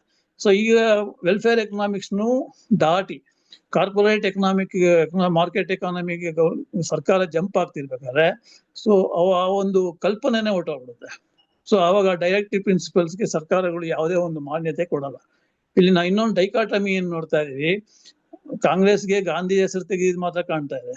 ನಮಗ್ ಗಾಂಧಿ ಮತ್ತು ರಾಮ ಅಲ್ಲ ಇದು. It's not versus Gandhiji versus Rama. It is ಉದ್ಯೋಗಶೀಲತೆ ಮತ್ತು ಉದ್ಯೋಗಹೀನತೆ ನಡುವೆ ಇರುವಂತ ಒಂದು ಡೈಕಾಟಮಿ ಇದೆ. ಇದನ್ನ ನಾವು ನೋಡ್ಬೇಕಾಗತ್ತೆ. ಈ ಒಂದು GB ರಾಮ್ ಸ್ಕೀಮ್ ಅಲ್ಲಿ ಒಬ್ರು ವಾಟ್ಸಪ್ ಅಲ್ಲಿ ಹಾಕಿದ್ರು, ರಾಮ್ ನಾಮ್ ಸತ್ಯ ಅಂತ ಹೇಳಿ ಒಂದು ನಾರ್ತ್ ಇಂಡಿಯಾದಲ್ಲೆಲ್ಲ ಸತ್ತಾಗ ಶವ ತಗೊಂಡು ಹೋಗ್ಬೇಕಾದ್ರೆ ಹೇಳೋದು ಅದು. ಆ ತರದಕ್ಕೊಂದು ಆಲ್ಫಾಬೆಟಿಕಲ್ಲಿ ಅರೇಂಜ್ ಮಾಡಿ ರಾಮ್ ನಾಮ್ ಸತ್ಯ ಅಂತ. ಸೊ ಇಲ್ಲಿ ರಾಮನ ಒಂದು ಔದಾರ್ಯವನ್ನು ನಾವು ಕಾಣಲ್ಲ, ಅಥವಾ ಗಾಂಧೀಜಿಯ ಒಂದು ಉದಾರ ಮನಸ್ಥಿತಿಯನ್ನು ಕೂಡ ನೋಡಲ್ಲ. ಸೊ ಇದನ್ನ ವಿರೋಧಿಸಬೇಕಾಗಿರೋದು ಹೇಗೆ? ಈಗ ಇದು ನಮ್ಮ ಮುಂದಿರುವ ಪ್ರಶ್ನೆ. ಯಾಕಂದ್ರೆ ಇದು ಕಾನೂನಾಗಿ ಬಂದ್ಬಿಟ್ಟಿದೆ. ಸುಪ್ರೀಂ ಕೋರ್ಟ್ಗೆ ಅರ್ಜಿ ಹಾಕ್ಬೇಕು ಅಥವಾ ಹಾಕಿರ್ಬೋದು, ಇಷ್ಟೊತ್ತಿಗೆ ಕೆಲವರು ಹಾಕಿದ್ದಾರೆ. ಅದು ಸುಪ್ರೀಂ ಕೋರ್ಟ್ ಅದನ್ನ ತಡೆಯಾಜ್ಞೆ ಹೊರಡ್ಬೋದು. ಅಲ್ಟಿಮೇಟ್ಲಿ ಇದು ಈ ಕಾಯ್ದೆ ರದ್ದಾಗಿ ನರೇಗಾದಂತಹ ಯೋಜನೆ ಮತ್ತೆ ಬರಬೇಕು ಅಂತ ಹೇಳಿದ್ರೆ it needs a people's movement, ಅಥವಾ ಪೊಲಿಟಿಕಲಿ ಒಂದು ಸ್ಟ್ರಾಂಗ್ ವಾಯ್ಸ್ ಬೇಕು. ವೆರಿ ಸ್ಟ್ರೇಂಜ್ಲಿ ಮತ್ತು ದುರಾದೃಷ್ಟಕರ ಅಂತ ಹೇಳಿದ್ರೆ ಎಲ್ಲಾ ರಾಜಕೀಯ ಪಕ್ಷಗಳು, ಎಡಪಕ್ಷಗಳನ್ನ ಬಿಟ್ಟು ಎಲ್ಲಾ ರಾಜಕೀಯ ಪಕ್ಷಗಳು ಕೂಡ ನವ ಉದಾರವಾದ ಪರವಾಗಿದೆ. ಆಮ್ ಆದ್ಮಿ ಪಾರ್ಟಿ ಕೆಲವು ಸಂದರ್ಭಗಳಲ್ಲಿ ಅದನ್ನ ವಿರೋಧಿಸುತ್ತದೆ. ಅಂದ್ರೆ ಅದನ್ನ ನಿರ್ದಿಷ್ಟವಾಗಿ ನನಗೆ ಗೊತ್ತಿಲ್ಲ, ಅದನ್ನ ನಾನು ಕಾನ್ಸ್ಟಿಟ್ಯೂಷನ್ ಓದ್ಬೇಕು, ಸುಮ್ಮನೆ ಹೇಳಕ್ಕಾಗಲ್ಲ. ಬಟ್ ಅವ್ರ ರೂಲಿಂಗ್ ಇರೋದು ಪಂಜಾಬ್ ಅಲ್ಲಿ ಮಾತ್ರ. ಸೊ ಮೇನ್ ಸ್ಟ್ರೀಮ್ ಪಾರ್ಟೀಸ್ ಅಂತ ನೀವು ನೋಡಿದಾಗ ಪ್ರಾದೇಶಿಕ ಪಕ್ಷಗಳಾಗ್ಬೋದು, ರಾಷ್ಟ್ರೀಯ ಪಕ್ಷಗಳಾಗ್ಬೋದು, ಯಾವುದೇ ಪಕ್ಷ ಕೂಡ ನ್ಯೂ ಲಿಬರಲ್ ಪಾಲಿಸೀಸ್ನ, ಮಾರ್ಕೆಟ್ ಎಕನಾಮಿಕ್ ಪಾಲಿಸೀಸ್ನ ವಿರೋಧ ಮಾಡೋದಿಲ್ಲ. BSP ಕೂಡ ಮಾಡೋದಿಲ್ಲ.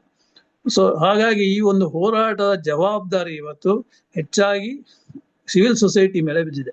ಅದು ಎಡಪಕ್ಷಗಳಿರ್ಬೋದು, ಮಹಿಳಾ ಸಂಘಟನೆಗಳಿರ್ಬೋದು, ರೈತ ಸಂಘಟನೆಗಳಿರ್ಬೋದು, ಮತ್ತು ದಲಿತ ಸಂಘಟನೆ, ಮತ್ತೆ ಆಲ್ ಪ್ರೋಗ್ರೆಸಿವ್ಸ್ ಅಂತ ನಾವೇನ್ ಕರಿತೀವಿ, ಆ ಪ್ರೋಗ್ರೆಸಿವ್ಸ್ ನ ಮತ್ತೆ established trade unions, they should take up the mantle. ಈಗ ಅವ್ರ ಕೈನಲ್ಲಿ ಒಂದು ದೊಡ್ಡವಾದ ಒಂದು ವೆಪನ್ ಇದೆ, ಅದನ್ನ ಅವರು ಮುಂದುವರ್ಸ್ಕೊಂಡು ಹೋಗ್ಬೇಕು. ಇದನ್ನ ಒಂದು ರಾಷ್ಟ್ರವ್ಯಾಪಿ ಚಳುವಳಿಯನ್ನಾಗಿ ಮಾಡಬೇಕು. ಹೀಗೆ ಮಾಡಿದಾಗ ಈ ಒಂದು ಜಿ ಒಂದು ಯೋಜನೆಯನ್ನು ರದ್ದುಗೊಳಿಸೋದಕ್ಕೋ ಅಥವಾ ಇನ್ ಸ್ವಲ್ಪ ಜನಪರ ಮಾಡೋದಕ್ಕೋ ಅಥವಾ ನರೇಗಾದಂತೆಯೇ ಆ ಒಂದು ಹಕ್ಕು ಆಧಾರಿತ ಕಾಯ್ದೆಯನ್ನಾಗಿ ಮಾಡೋದಕ್ಕೋ ಒಂದು ನೆರವಾಗುತ್ತೆ. Otherwise India is going to doom ಅಂತಾನೆ ನನ್ಗನ್ಸುತ್ತೆ. ಯಾಕಂದ್ರೆ ಅಂದ್ರೆ ಕಾರ್ಮಿಕರ ದೃಷ್ಟಿಯಿಂದ ಬಹಳ ಒಂದು ಕಷ್ಟಕರವಾದ ದಿನಗಳು ಬರಲಿದೆ. ಗ್ರಾಮೀಣ ಭಾರತದಲ್ಲಿ ಮತ್ತೆ ನಾವು ಅದೇ ಲೇವಾದೇವಿಗಾರರು ಇನ್ನು ಕಾರ್ಪೊರೇಟ್ ಫಾರ್ಮ್ ಬರುತ್ತೆ, ನಾಟ್ ಇನ್ ಟ್ರೆಡಿಷನಲ್ ಫಾರ್ಮ್ ಇಲ್ಲದೆ ಇರ್ಬೋದು. ಕಾರ್ಪೊರೇಟ್ ಲೆಂಡಿಂಗ್ ಶುರುವಾಗುತ್ತೆ. ಈಗ ಆಲ್ರೆಡಿ ನಾವು ಅದನ್ನ ನೋಡ್ತಾ ಇದೀವಿ, ಮೈಕ್ರೋ ಫೈನಾನ್ಸ್ ಅವೆಲ್ಲ ಅಂಥವು ಜಾಸ್ತಿ ಆಗ್ತಾ ಹೋಗುತ್ತೆ. ಮತ್ತೆ ಸಾಲದ ಶೂಲದಲ್ಲಿ ಸಿಕ್ಕೊಳ್ಳೋದಕ್ಕೆ ಗ್ರಾಮೀಣ ಜನರು, ಎಸ್ಪೆಷಲಿ ಮಹಿಳೆಯರು ಮತ್ತೆ ಬಡ ಕುಟುಂಬಗಳು ಅದಕ್ಕೆ ಒಂದು ಸಿಲುಕುವಂತ ಒಂದು ಸಾಧ್ಯತೆಗಳು ಕೂಡ ಇದೆ. ಸೊ ಈ ಒಂದು ಅಪಾಯಗಳ ನಡುವೆ ನಾವು ಒಂದು ಜಿ ಸ್ಕೀಮ್ ನ ನೋಡ್ಬೇಕಾಗತ್ತೆ. ಇದು ವಿರೋಧಿಸಬೇಕಾಗಿದ್ದಂತೂ ಹೌದು, ಸಾಕಷ್ಟು ವಿರೋಧ ಬರ್ತಾ ಇದೆ. ಫಸ್ಟ್ ಟೈಮ್ ನಾನು ನೋಡ್ತಾ ಇರೋದು ಹಿಂದೂ ಪತ್ರಿಕೆಯಲ್ಲಿ ಒಂದು ತಿಂಗಳ ಅವಧಿಯಲ್ಲಿ 4 ಲೇಖನಗಳು ಬಂದಿದೆ ಒಂದು ಯೋಜನೆ ಬಗ್ಗೆ. ಅಷ್ಟು ಬರೋದಿಲ್ಲ, ಅದ್ರೊಳಗೆ 1-2 ಬರುತ್ತೆ. ಬಟ್ ಅವ್ರು continuously they are publishing articles opposing the scheme. So ಇದನ್ನ ನಾವು ಈ ವಾಯ್ಸ್ ನ ನಾವು ಪೊಲಿಟಿಸೈಸ್ ಮಾಡೋದ್ರ ಮೂಲಕ ಯಾವ ರೀತಿ ಮಾಡ್ಬೋದು ಅನ್ನೋದ್ರ ಬಗ್ಗೆ ಗಂಭೀರವಾಗಿ ಯೋಚನೆ ಮಾಡ್ಬೇಕಾಗತ್ತೆ. Especially establish trade union should think more seriously. And ಮಹಿಳಾ ಸಂಘಟನೆಗಳು ಹೇಗಿದ್ರು ಅದು ಮಾಡ್ತಾನೆ ಇವೆ. ಯಾವುದೋ ಒಂದು ಇದರಲ್ಲಿ ಹೋರಾಟದ ಮುಂಚೂಣಿಯಲ್ಲಿ ಎಲ್ಲಾ ಇಶ್ಯೂಗಳನ್ನು ತಗೋತಾ ಇದೆ. ಇಲ್ಲಿ ಪೇಟ್ರಿಯಾರ್ಕಿ ಸಮಸ್ಯೆ ಬರುತ್ತೆ, ಗ್ರಾಮೀಣ ಪ್ರದೇಶದಲ್ಲಿ ಮತ್ತೆ ಪೇಟ್ರಿಯಾರ್ಕಿ ಎಸ್ಟಾಬ್ಲಿಷ್ ಆಗುತ್ತೆ ಮತ್ತು ಆರ್ಥಿಕ ಹಿಂಜರಿತ ಶುರು ಆಗುತ್ತೆ. ಪೇಟ್ರಿಯಾರ್ಕಿ ಬಂದ ತಕ್ಷಣ ಏನಾಗುತ್ತೆ, ಮಹಿಳಾ ನೌಕರರು ಮತ್ತೆ ಹಿಂಬದಿಗೆ ತಳ್ಳಲ್ಪಡ್ತಾರೆ. ಸೊ ಇವೆಲ್ಲ ಒಂದು ಸಮಸ್ಯೆಗಳನ್ನ ನಾವು ಸಮಗ್ರವಾಗಿ ನೋಡಿದಾಗ ಈ ನರೇಗಾವನ್ನ ಕೊಂದು ಅಂತಾರಲ್ಲ, ಕೊಂದು ಅನ್ನೋದಕ್ಕಿಂತ ಓಕೆ ಒಂದು ಅಳಿಸಿ ಹಾಕಿ ಒಂದು ಹೊಸ ಯೋಜನೆಯನ್ನು ತರೋದು ಒಂದು ರೆಟ್ರೋಗ್ರೇಡ್ ಸ್ಟೆಪ್ ಅಂತ ಹೇಳ್ತಾರೆ. ಅಂದ್ರೆ ಒಂದು ಹಿಮ್ಮುಖ ಚಲನೆಯ ಒಂದು ಯೋಜನೆ ಇದು. ಇದರ ವಿರುದ್ಧ ನಾವು ಒಂದು ಧ್ವನಿ ಎತ್ತೋದು ನಮ್ಮ ಕರ್ತವ್ಯ ಆಗಿದೆ ಅಂತ ಹೇಳ್ತಾ ನನ್ನ ಪ್ರೆಸೆಂಟೇಶನ್ ನಾನು ಮುಗಿಸ್ತೀನಿ. ಇನ್ನು ಮುಂದೆ ಚರ್ಚೆಗಳು ಮಾಡ್ಬೋದು, ಪ್ರಶ್ನೆಗಳಿಗಿಂತ ಚರ್ಚೆಗಳು ಮಾಡ್ಬೋದು, ಅಥವಾ ಏನಾರ ಡೌಟ್ ಇದ್ರೆ ಕೇಳ್ಬೋದು. Thank you very much.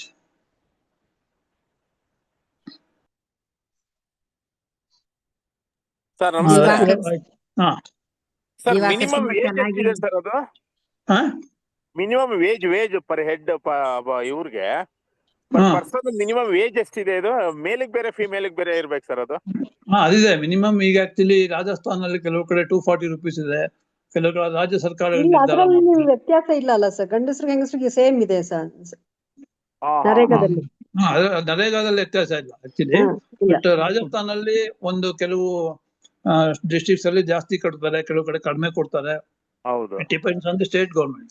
ಇವರಲ್ಲಿ ಮಿನಿಮಮ್ ವೇಜ್ ಪ್ರಶ್ನೆನೇ ಬರಲ್ಲ ಇಲ್ಲಿ, ಯಾಕಂದ್ರೆ ಜಾಬ್ ಕ್ರಿಯೇಟ್ ಆಗಿದೆ ಅಂತ ನೀವು ಕೊಡ್ತಾ ಇಲ್ಲ ವೇಜಸ್.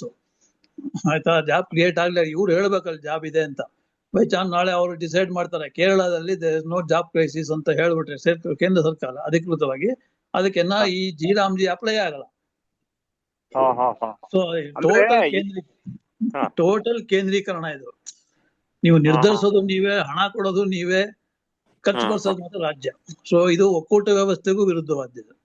ಈ ಡೇಂಜರ್ ಅನ್ನ ಕೂಡ ನಾವು ನೋಡ್ಬೇಕಾಗುತ್ತೆ.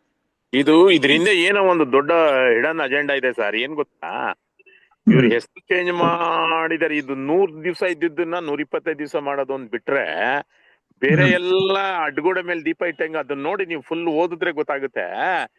ಏನು ಅದ್ರಲ್ಲಿ ಹೆಸರುನ ಇವ್ರಿಗೆ ಏನಂತ ಹೇಳಿದ್ರೆ, ಗಾಂಧಿ ಕುಟುಂಬದ ಹೆಸರನ್ನ ತೆಗಿಬೇಕು ಅಂತ ಒಂದೇ ಒಂದು ಉದ್ದೇಶ ಇಟ್ಕೊಂಡು ಮಾಡ್ತಿದಾರೆ ವಿನ ಇದ್ರಲ್ಲಿ ಬೇರೆ ಏನೂ ಚೇಂಜಸ್ ಇಲ್ಲ. ಇಲ್ಲ 125 ದಿನ ಮಾಡಿರೋದು ಇಟ್ ಇಸ್ ಓನ್ಲಿ ಒಂದು ತೋರಿಕೆ ಅಷ್ಟೇ. ಏನ್ ಪ್ರಯೋಜನ? When it is not right based. ನಿಮಗೆ 125 ದಿನ ಜಾಬ್ ಕೊಡ್ತೀವಿ, ಬಟ್ ನೀವು ಕೇಳಕ್ ಕೊಡಕ್ಕಾಗಲ್ಲ ಅಂತಾರೆ. You cannot go to the court demanding job or demanding wages ಕೊಡ್ಲಕ್ ನಿಮ್ ಕೈಲಿ ದುಡ್ಡಿಲ್ಲ, ಕೊಡಲ್ಲ ಅಂತ ಹೇಳಕ್ ಆಗಲ್ಲ ನರೇಗಾದಲ್ಲಿ. ಇದ್ರಲ್ಲಿ ಹೇಳ್ಬೋದು. ಸೊ ಈ ತರದಿದ್ದಾಗ ನೀವು 125 ಅಲ್ಲ, ನೀವು 1000 ದಿನ ಮಾಡಿದ್ರು ಕೂಡ, 300 ದಿನ ಮಾಡಿದ್ರು ಕೂಡ ಪ್ರಯೋಜನ ಆಗಲ್ಲ. ಸರ್ ಅದಕ್ಕೆ ಹೆಸರಿಗೆ ಮಾತ್ರ 125 ದಿನ ಇದೆ. ಏನ್ ಮಾಡ್ತಾರೆ ಗೊತ್ತಾ ಸರ್, ರೂರಲ್ ಅಲ್ಲಿ ಗ್ರಾಮ ಪಂಚಾಯತಿ ಲೆವೆಲ್ ಅಲ್ಲಿ ಇದು ಇಟ್ಯಾಚಿಲ್ ಕೆಲಸ ಮಾಡಿಸ್ತಾರೆ. ಎಲ್ಲಾ ಕಡೆನೂ ಇದೇ ಆಗೋದು. ಇಟ್ಯಾಚಿಲ್ ಏನೋ ಕೆಲಸ ಮಾಡಿಸ್ಬಿಟ್ಟು ಅವ್ನಿಗೊಂದ್ 10 ದಿವಸದ್ದು ವೇಜ್ ಕೊಡ್ತಾರೆ. ಅವನಿಗೆ ವಿಟಾಚಿ ಮಾಡಿರ್ತಾನಲ್ಲ ಅವ್ನಿಗೊಂದಷ್ಟು ದುಡ್ಡು ಕೊಡ್ತಾರೆ. ಇದು ಭಾರಿ ಫ್ರಾಡು ಸರ್. ಇದು ಹಳ್ಳಿ ಕಡೆ ನಿಮ್ಗೆ ಅಲ್ಲ ನಾನು ನೋಡಿ, ನನಗೆ ಪರ್ಸನಲ್ ಎಕ್ಸ್ಪೀರಿಯನ್ಸ್ ಹೇಳ್ತೀನಿ. ಗ್ರಾಮೀಣ ಭಾಗದಲ್ಲಿ ನಾನು ಕೆಲಸ ಮಾಡಿದ್ದೀನಿ. ನರೇಗಾ ವೇಜಸ್ ನ ಒಂದು ಉದಾಹರಣೆ ಕೂಡ ನಿಮ್ಗೆ ಹೇಳ್ತೀನಿ. ಹಿಟ್ನಳ್ಳಿ ಬ್ರಾಂಚ್ ಹೋದಾಗ ಒಬ್ಬ ಲ್ಯಾಂಡ್ ಲಾರ್ಡ್, ನಾನು ಹೋಗ ಒಂದು ವಾರ ಆಗಿತ್ತು, ಒಂದು 125 ಪಾಸ್ಬುಕ್ಗಳು ತಂದ್ಕೊಟ್ರು. ನಾನು ಏನ್ ಸರ್ ಇದು ಅಂದೆ. ಸರ್ ಉದ್ಯೋಗ ಖಾತ್ರಿ ವೇಜಸ್ ಬಂದಿದೆ ಸರ್, ಇದು 2013 ಆಗಿದ್ದು. ವೇಜಸ್ ಬಂದಿದೆ, ಅದನ್ನ 2011-12 ಇದನ್ನ ಪಾಸ್ಬುಕ್ ಎಂಟ್ರಿ ಬೇಕು. ಸರಿ, ಎಲ್ಲರೂ ಒಂದೇ ದಿನಕ್ಕೆ ಮಾಡ್ಕೊಳಕ್ಕಾಗಲ್ಲ, ನಾಳೆ ಮಾಡ್ಕೊಡ್ತೀವಿ ಅಂತ ಲಿಸ್ಟ್ ನೋಡಿ ಎಷ್ಟೆಷ್ಟು ಬಂದಿದೆ ಹೇಳಿದ್ರು. ನೆಕ್ಸ್ಟ್ ಡೇ ಏನ್ ಮಾಡಿದ್ರು ಅವರು, ಸ್ಟ್ರೈಟ್ ಆಗಿ ಬ್ಯಾಂಕ್ ಒಳಗಡೆ ಬಂದ್ರು, ಒಂದು ಲೂಸ್ ಲೀಫ್ ಚೆಕ್ ಲೀಫ್ ಒಂದು ಪ್ಯಾಡ್ ತಗೊಂಡ್ರು, ಎಲ್ಲಾ ಪಾಸ್ಬುಕ್ ಒಂದೊಂದು ಚೆಕ್ಸ್ ಬರೆದು ಒಂದು ಸೈನ್ ತಗೊಂಡ್ಬರ್ತೀನಿ ಸರ್, ಆಮೇಲೆ ಕ್ಯಾಶ್ ಕೊಟ್ಬಿಡಿ ಅಂತ ಹೇಳಿದ್ರು. ನಾನು ಹೇಳಿ, ಇಷ್ಟು ಜನದ ಚೆಕ್ಗೆ ನೀವ್ಯಾಕೆ ಸೈನ್ ತಗೊಂಡ್ಬರ್ತೀನಿ, in what way you have got a right to draw this ಅಂತ. ಇಲ್ಲ ಸರ್, ಎಲ್ಲ ಕಾರ್ಮಿಕರು ಸರ್, ನಾವ್ ಆಮೇಲೆ ಹಂಚ್ಕೋತೀವಿ. ಇಮಿಡಿಯೇಟ್ಲಿ ಅಷ್ಟು ಚೆಕ್ಸ್ ಇಸ್ಕೊಂಡು ಹರಿದು ಬಿಸಾಕ್ದೆ. ಪಾಸ್ಬುಕ್ ಕೊಟ್ಟೆ. ಆಯಾ ಕಾರ್ಮಿಕರು ಅವರೇ ಪಾಸ್ಬುಕ್ ಕೈಯಲ್ಲಿ ಇಟ್ಕೊಂಡ್ ಬರ್ಬೇಕು. ಅದು ಬ್ಯಾಂಕ್ ರೂಲ್. ಲೂಸ್ ಲೀಫ್ ಇಸ್ಕೋಬೇಕಂದ್ರೆ ಅವರೇ ಚೆಕ್ ಬುಕ್ ಕೊಡಕ್ಕಾಗಲ್ಲ, ಯಾಕಂದ್ರೆ ಹೆಬ್ಬೆಟ್ ಅವ್ರು ಇರ್ತಾರೆ. ನಿಮಗೆ ಯಾವುದೇ ರೀತಿ ಹಕ್ಕಿರೋದಿಲ್ಲ ಗೌಡ್ರೆ, ನೀವ್ ಇದಕ್ಕೆ ಎಂಟರ್ ಆಗ್ಬೇಡಿ. ಅದ್ರ ಕೊನೆಗೆ ಹೈಯರ್ ಲೆವೆಲ್ ವರ್ಗೂ ಹೋಯ್ತು. ನಾನು ಹೇಳ್ದೆ, ಅದನ್ನ ಆಫೀಸರ್ ನಾನು ಇಷ್ಟೇ ಮಾಡೋದು ಸರ್, ಇದ್ರಲ್ಲಿ ನನ್ನ ಜಾಗದಲ್ಲಿ ಬೇರೆಯವ್ರನ್ನ ಕೂಡ್ಸಿ ಅಂತ. ಆಮೇಲೆ ಅದು ಸಿಸ್ಟಮ್ ಆಯ್ತು. 100 ಜನ ಕ್ಯೂ ನಿಲ್ಲೋರು ವೇಜಸ್ ಬಂದಾಗ. ಅಂದ್ರೆ ಆ ರೀತಿಯಲ್ಲಿ ಒಂದು ಗುತ್ತಿಗೆದಾರರು ಅಲ್ಲಿ ಕಾರ್ಯ ಮಾಡಿದ್ದು ನೋಡಿದೀವಿ ನಾವು. ಎಸ್ಲಿ ನಮ್ಮ ಪೌರ ಕಾರ್ಮಿಕರ ನಡುವೆ ಇದ್ದಂಗೆ ಈ ತರ ದುರುಪಯೋಗಗಳು ಬೇಕಾದಷ್ಟಿದೆ. ಸೈಂಟಿಫಿಕ್ ಲೂಪ್ ಹೋಲ್ಸ್ ಸಿಕ್ಕಾಬಟ್ಟೆ ಇದೆ. ಹಾಗನ್ಬಿಟ್ಟು ನೀವು ಈ ಒಂದು ಕಾಯ್ದೆಯನ್ನ ನೀವು ರದ್ದು ಮಾಡೋದಿದೆಯಲ್ವಾ, ದಟ್ ಈಸ್ ಕ್ರೂಯಲ್. ಯಾವುದೋ ಒಂದು ಕಾಯ್ದೆಯಲ್ಲಿ ಲೋಪ ಇದೆ ಅಂದಾಗ ಅದನ್ನ ನೀವು ಸರಿಪಡಿಸಕ್ ಹೋಗೋದು. ಸರಿಪಡಿಸೋದು ಬಿಟ್ಬಿಟ್ಟು ನೀವು ಅದನ್ನ ಪೂರ್ತಿ ಅದರ ನಿಯಮಗಳನ್ನೇ ನೀವು ಚೇಂಜ್ ಮಾಡ್ಬಿಟ್ಟು ರೈಟ್ ಬೇಸ್ಡ್ ಇದ್ದದನ್ನ ನೀವು ಸಪ್ಲೈ ಬೇಸ್ಡ್ ಮಾಡ್ಬಿಟ್ರೆ ಜನಕ್ಕೆ ದುಡ್ಡು. ಈಗ ನಿಮಗ್ ಗೊತ್ತಿದೆ, ನಿಮ್ಮ ಹಳ್ಳಿನಲ್ಲಿ ಇಷ್ಟು ಕೆಲಸಕ್ಕೆ ಬೇಡಿಕೆ ಇದೆ, ಸರ್ಕಾರ ಒಪ್ಪಲ್ಲ, ನಮ್ ದೃಷ್ಟಿನಲ್ಲಿ ಇಲ್ಲ ಅಂತ. ಅವಾಗೇನೇನ್ ಮಾಡ್ತೀರಾ? We will mechanise the whole ಕೃಷಿ ಅಗ್ರಿಕಲ್ಚರ್ ಆಪರೇಷನ್ಸ್, ಆಯ್ತಾ? ಆವಾಗ ನಿಮ್ಗೆ ಬೇಡಿಕೆ ಎಲ್ಲಿ ಬರುತ್ತೆ ಅಂತ. ಇದನ್ನ ನೋಡ್ಬೇಕು. ಕಾರ್ಪೊರೇಟ್ ಎಕಾನಮಿ ವರ್ಕ್ ಆಗೋದು ಹೆಂಗೆ? Mechanisation of the rural work and deprivation of the rural workers and proletarianisation ಅಂತಾರೆ. ಅವ್ರನ್ನ ಮತ್ತೆ ಏನೋ ಒಂದು ಆದಾಯವಿಲ್ಲದ ತಮ್ಮ ಪರಾವಲಂಬಿಗಳಾಗಿ ಮಾಡುವಂತ ಒಂದು ಪ್ರಕ್ರಿಯೆಯನ್ನ ನಾವು ಮುಂದಿನ ದಿನಗಳಲ್ಲಿ ಖಂಡಿತವಾಗಿ ಯೋಜನೆ ಅದಕ್ಕೊಂದು ನಾಂದಿ ಹಾಡ್ತಿದೆ ಅಂತ ನನ್ನ ಅನ್ಸುತ್ತೆ. ದಿವಾಕರ್, ವಿಜಯೇಂದ್ರ, ಒಂದ್ ಮಾತು ತಿಳ್ಕೊಳ್ಳಿ. ಫ್ರಾಡ್ ಅಲ್ಲ, ಒಂದ್ ನಿಮಿಷ ಸರ್. ಫ್ರಾಡು ಇದು ಅಂತ ಹೇಳಿ ಇದನ್ನ ಮಾಡೋರೇ ಇದ್ರ ವಿರುದ್ಧ ಇರೋರು ಅಂತ ಆಗುತ್ತೆ. ಯಾಕೆಂದ್ರೆ ಮೋದಿ ಅವರು ಫಿನಾನ್ಷಿಯಲ್ ಇನ್ಕ್ಲೂಷನ್ ಅಂತ ಹೇಳಿ ಡೈರೆಕ್ಟ್ ಟ್ರಾನ್ಸ್ಫರ್ ಮಾಡ್ತಾರೆ. ಟಾಪ್ ಮಾಡ್ತಿರೋ ಟೈಮಲ್ಲಿ ಇದು ಫ್ರಾಡ್ ಅಂತ ಹೇಳುವಂತ ಒಂದು ಪಟ್ಟಿ ಕಟ್ಟಿ ಅವ್ರು ಮಾಡ್ತಾ ಇರೋದನ್ನ ಸಪ್ಲೈ ಚೈನ್ ತರ ಮಾಡೋದಕ್ಕೆ ನಾವು ಅದಕ್ಕೆ ಪುಷ್ಟೀಕರಣ ಕೊಡೋದಲ್ಲ ವಿಜೇಂದ್ರ. ನೀವು ಬರೀ ಹುಷಾರಾಗಿ ಮಾತಾಡಿ. ಹೌದು, ಲೋಪಗಳಿದೆ ಅಷ್ಟೇ, ಫ್ರಾಡ್ ಅಲ್ಲ ಅದು. ಇಟ್ಸ್ ನಾಟ್ ಎ ಫ್ರಾಡ್, ಲೋಪಗಳಿದೆ. ನೀವು ಫ್ರಾಡ್ ಅಂತ ಹೇಳಿದ್ರೆ ಕೋವಿಡ್ ಟೈಮ್ ಅಲ್ಲಿ ಇದು ಇಲ್ದಿದ್ರೆ ಇನ್ನೆಷ್ಟು ಅನಾಹುತಗಳಾಗ್ತಿತ್ತು ಅಂತ ನಿಮ್ ಕಣ್ಣು ಕಾಣದೇ ಇರ್ಬೋದು ಈಗ. ಆಯ್ತಾ? ಸೊ ದಯವಿಟ್ಟು ಸ್ವಲ್ಪ ಯೋಚನೆ ಮಾಡಿ ಮಾತಾಡಿ. ಲೂಪ್ ಹೋಲ್ಸ್ ಎಲ್ಲಾದ್ರಲ್ಲೂ ಇದೆ, ನಮ್ ಸಿಸ್ಟಮ್ ಅಲ್ಲಿ ಇದೆ, ಕರಪ್ಷನ್ ಇರೋ ಮನ್ನಣೆ ಕಾರಣ ಇದೆ, ಸಿಸ್ಟಮಿಕ್ ಪ್ರಾಬ್ಲಮ್ಸ್ ಇದೆ, ಬ್ರಿಟಿಷರು ಬಿಟ್ಕೊಟ್ಟಿರುವಂತ ಬ್ಯೂರೋಕ್ರಾಟಿಕ್ ಇಶ್ಯೂಸ್ ಇದೆ, ಎಲ್ಲ ಇದೆ. ಆದ್ರೆ ಫಿನಾನ್ಷಿಯಲ್ ಇನ್ಕ್ಲೂಷನ್ ಹ್ಯಾಸ್ ಬೀನ್ ಮೊದಲೇ ಅವರೇ ಕಾಂಗ್ರೆಸ್ ಟೈಮಲ್ಲಿ UPA ಟೈಮಲ್ಲೂ ಎಲ್ಲಾನು ಮಾಡ್ತಿದ್ರು. ಬಟ್ ಅದನ್ನ ಒಂದು ದೊಡ್ಡದಾಗಿ ಟಾಮ್ ಮಾಡಿರ್ಲಿಲ್ಲ. ಆದ್ರೆ ಒಂದಂತೂ ನಿಜ, ಈಗಿನ ಕೇಂದ್ರ ಸರ್ಕಾರದ ಅಡಿಯಲ್ಲಿ financial inclusion for rural economic ಸಾಕಷ್ಟು ಪ್ರಬಲವಾಗಿ ಆಗಿದೆ.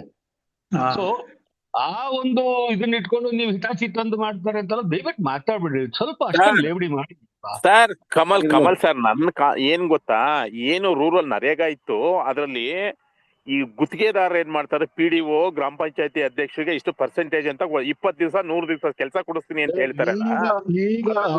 ಒಂದ್ ಸೆಕೆಂಡ್, ಇದು ನಾನು ಪ್ರಾಕ್ಟಿಕಲ್ ಆಗಿ ನಾನು ಹೇಳ್ತಾ ಇದ್ದೀನಿ. ನಮ್ಮಲ್ಲೇ ನಡೆದಿದೆ. ಏನ್ ಗೊತ್ತಾ, ಮಾತು ಕೇಳ್ಬಿಡಿ. ನರೇಗಾದಲ್ಲಿ ಯಾವುದೇ ಅವ್ರು ಮಾಡ್ಬೇಕು, ಅವರ ಯಾರ ಹೆಸರು ಇದು ಮಾಡಿದ ಕೆಲಸ ಮಾಡಿದ್ರೆ ಅವ್ರ ಹೆಸರು ಚೆಕ್ ಅಲ್ಲಿ ಬರ್ಸ್ಕೊಂಡು ಅವರು ವಿಡ್ರಾ ಮಾಡಿದ್ಮೇಲೆ ಅವ್ರ ಇಂದ ತಗೊಳ್ಬಹುದು ಅಷ್ಟೇ ಹೊರತು. ಡೈರೆಕ್ಟ್ ಆಗಿ ಹೋಗಲ್ಲ, ಅವ್ರ ಹೆಸರಿಗೆ ನೆಫ್ಟ್ ಆಗುತ್ತೆ, ಅವರಿಂದ ಇಷ್ಟು ಕಮಿಷನ್ ಅಂತ ತೀಸ್ಕೋತಾರೆ. That is a thing even in corporate governance. ನೀವ್ ಎಲ್ಲಿದ್ದೀರಿ ಸರ್? ನೀವು ಮಾರ್ಕೆಟ್ ಎಕಾನಮಿ ಅಡಿತಾಳ ಇರೋದೇ ಇದ್ರೊಳಗೆ sir. Lobbying, commission, middle men ಗಿರಿ, ಇವೆಲ್ಲ ಔಟ್ಸೋರ್ಸ್, ಇವೆಲ್ಲ ಇರೋದೇ ಅದು ಲಿಬರಲೈಸೇಷನ್. ನಾವು ಫ್ರಾಡ್ ಅಂತ ಕ್ಯಾಟಗರೈಸ್ ಮಾಡಕ್ ಆಗಲ್ಲ. ಸಿಸ್ಟಮಿಕ್ ಡಿಫಿಷಿಯನ್ಸಿ ಅದನ್ನ ಗ್ರಾಮ ಮಟ್ಟದಿಂದಾನೇ, ಪಂಚಾಯತ್ ಲೆವೆಲ್ ಇಂದಾನೆ ಸರಿಪಡಿಸೋದಕ್ಕೆ ಅಧಿಕಾರ ಸರ್ಕಾರಕ್ಕೆ ಇದೆ ಅಲ್ವಾ? ಯಾಕಂದ್ರೆ ಕೇಂದ್ರ ಸರ್ಕಾರದ ಶಾಸನ ಅದು, it's the right based legislation ಅದು.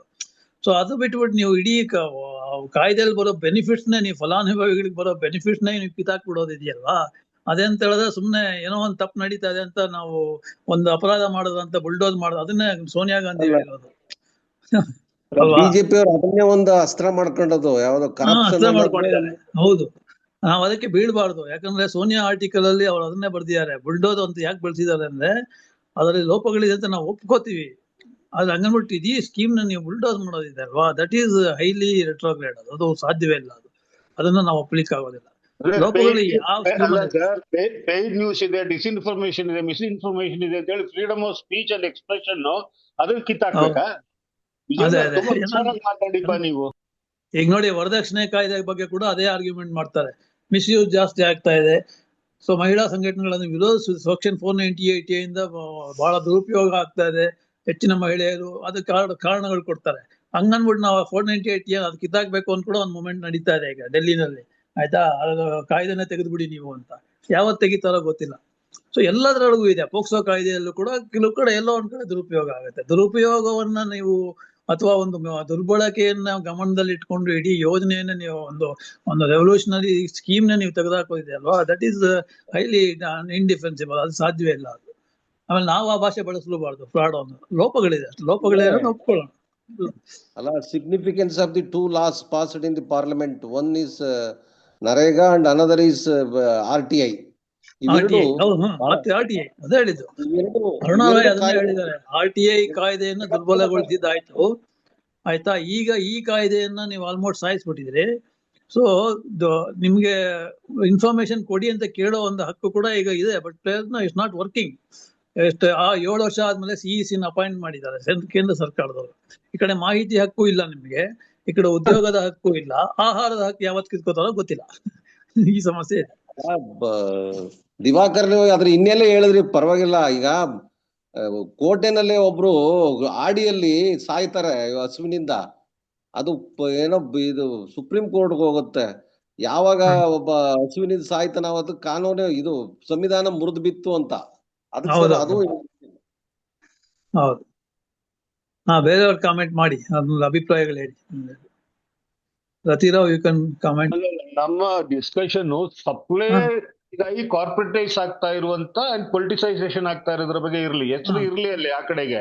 ಮಹಾತ್ಮ ಗಾಂಧಿ ಎಲ್ಲ 35 ಅಂಡರ್ 35 ಇರೋರು ಅವ್ರನ್ನ ಲೇವಡಿ ಮಾಡೋದು ಅವ್ರ ಹಕ್ಕು ಅನ್ಕೊಂಡು ಲೇವಡಿ ಮಾಡ್ತಾರೆ. ಇಟ್ಸ್ ಎ ನ್ಯಾಷನಲ್ ಟ್ರಾಜಡಿ, ಅದು ಬಿಡಿ. The social security systems getting corporatized and politicized. Where the basic essence ಇದೆಯಲ್ಲ, ಬೇಸಿಕ್ ಆಗಿರುವಂತ core essence of the programmes change ಮಾಡ್ತಾ ಇರೋದ್ರ ಬಗ್ಗೆ ಮಾತಾಡೋಣ ಸರ್. ಹೌದು, ಡೆಫಿನೆಟ್ಲಿ ನೀವು ತುಂಬಾ ಚೆನ್ನಾಗಿ ಪ್ರೆಸೆಂಟ್ ಮಾಡಿದ್ರಿ. Thank you. ನಾನು 3 ಪಾರ್ಟ್ ಆರ್ಟಿಕಲ್ ಬರ್ತೀನಿ. ಸ್ಟೇಟ್ ಪಾಲಿಸಿ ಇದರಲ್ಲಿ ಅಡಿಯಲ್ಲಿ ಬರೋದು. ರತಿರಾವ್ ಹೇಳಿ, ಮಾತಾಡಿ. ನಾನು ಕೂಡ ಅದನ್ನೇ ಹೇಳೋಣ ಅಂತಿದ್ದೆ. ದಿವಾಕರ್ ಆಕ್ಚುಲಿ ಬೆಳಿಗ್ಗೆ ನಮ್ಗೆ ಮಧ್ಯಾಹ್ನ ಗೊತ್ತಾಯ್ತು ಶ್ರೀಪಾದ್ ಭಕ್ತಿಗೆ ಅದೇನೋ ಹೋಗ್ತಾ ಇದಾರೆ, ಅಲ್ಲಿ ಬರ್ಲಿಕ್ಕಾಗುತ್ತೋ ಇಲ್ವೋ, ಸೇರ್ಕೊಳಕ್ಕಾಗುತ್ತಾ ಇಲ್ವೋ ಅಂತ. ನಿಜವಾಗ್ಲೂ ಹೇಳ್ತೇನೆ Diwakar, you have done a good job. ನಾವು you have presented very well. Actually ಈ ಒಂದು ಆಸ್ಪೆಕ್ಟ್ ಇದೆ ಅಲ್ಲ, ಜನಗಳ ಮೇಲೆ ಯಾವ ತರ ಆಗ್ತದೆ ಅದು ನಮ್ಗೆ ಬಹಳ ಮುಖ್ಯ ಆಗುತ್ತೆ. ಸೊ ಅದನ್ನ ನೀವು ಸರಿಯಾಗಿ ಇದ್ ಮಾಡಿದಾರ. ಸ್ವಲ್ಪ ಇನ್ನ ಅದು ನಮ್ಗೆ it has to go in and we have to see what kind of slogans we have to take up ಅಂತ. ನೀವು ಈಗ ಹೇಳಿದ್ರಿ ಮಾಹಿತಿ ಹಕ್ಕು ಇಲ್ಲ, ಆಮೇಲೆ ಉದ್ಯೋಗ ಹಕ್ಕು ಇಲ್ಲ, ಇನ್ನಾಳೆ ಆಹಾರ ಕಾಯ್ದೆ ನಮ್ದೆಲ್ಲ ಇದನ್ನ ಮುಚ್ಚಿಬಿಟ್ರೆ ಏನ್ ಹೇಳ್ತಾರೆ, ಆಲ್ ದೋಸ್ ಇದು ಅಂತ ಕೊಡ್ತಾರಲ್ಲ ನಮ್ಗೆ ಫ್ರೀ ಅಲ್ಲ, ವಿ ಆರ್ ಗಿವನ್ ಇದು, ಅದೆಲ್ಲ ಮುಚ್ಚಿಬಿಟ್ರೆ ಮತ್ತೆ ಜನಗಳು ನಿಜ ಆಲ್ರೆಡಿ ವಿ ಆರ್ ಇನ್ ಇದು ಬ್ಯಾಡ್ ಶೇಪ್. ಪಾಪ ಉದ್ಯೋಗ ಇಲ್ಲ, ಏನಿಲ್ಲ, ಇನ್ನು ವರ್ಸ್ಟ್ ಆಗುತ್ತೆ ಜನಗಳ ಮತ್ತೆ. Thank you very much. ಆಮೇಲೆ ನೋಡಿ, ಇದು NREGA it increase the women's participation in work force. That is most vital actually. It Indian historically ಯಾವತ್ತೂ ಆಗಿಲ್ಲ ಅದು. First time it has cross 50%, 58%. ನೀವು ಅದನ್ನ ತುಂಬಾ ಚೆನ್ನಾಗಿ ಪ್ರೆಸೆಂಟ್ ಮಾಡಿದ್ರಿ. ಯಾಕಂದ್ರೆ ಹಳ್ಳಿ ಕಡೆಯಿಂದ ಎಲ್ಲ ವಲಸೆ ಹೋಗುದು ಏನ್ ಮಾಡ್ತಾರೆ ಗೊತ್ತಾ, ಇಡೀ ಕಬ್ಬುನ ನಾನು ನೋಡಿದೀನಿ, ಅಥವಾ ಈ ಕಾಫಿ ಎಸ್ಟೇಟ್ ಅಲ್ಲಿ ಆ ಸೀಸನ್ ಅಲ್ಲಿ ದೇ ವಿಲ್ ಗೋ ಫುಲ್ ಇದು ಮೈಗ್ರೇಟ್ ಆಗುತ್ತೆ, ಇಡೀ ಒಂದು ಕುಟುಂಬನೇ ಮೈಗ್ರೇಟ್ ಆಗುತ್ತೆ, ಎಷ್ಟು ಹಣ ತಗೊಂಡು ಮಾಡ್ತಾರೆ. ಯಾರು ಈಗೇನಾಗುತ್ತೆ ನೀವು ಹೇಳ್ದಂಗೆ ಬರೀ ಗಂಡಸರು ಬರ್ತಾರೆ, ಆ ಹೆಂಗಸರು ಇದಿರಲ್ಲ they will left off. So this gender ಇದನ್ನ ಇಶ್ಯೂನ ನಾವು ತುಂಬಾ ಕ್ಲಿಯರ್ ಆಗಿ ನಾವು ಅದನ್ನ ಅರ್ಥ ಮಾಡ್ಕೋಬೇಕು. ಆಗ ನಮ್ಗೆ ಹೋರಾಟದ ದಾರಿ ಸ್ವಲ್ಪ ಕ್ಲಿಯರ್ ಆಗತ್ತೆ ಅಂತ ಹೇಳ್ತಾರೆ. Thank you. ಹೌದು, ಜಿ ಕಾಯ್ದೆಯ ಉದ್ದೇಶ ಮತ್ತು ನರೇಗಾನ ಕ್ಲೋಸ್ ಮಾಡಿದ ಉದ್ದೇಶನೇ ಈ ಒಂದು corporatisation of city based economy ಇದೆಯಲ್ಲ, ಅಲ್ಲಿ ಕೌಶಲ್ಯಯುತ ವರ್ಕರ್ನ ಎಳ್ಕೊಂಬರೋದು.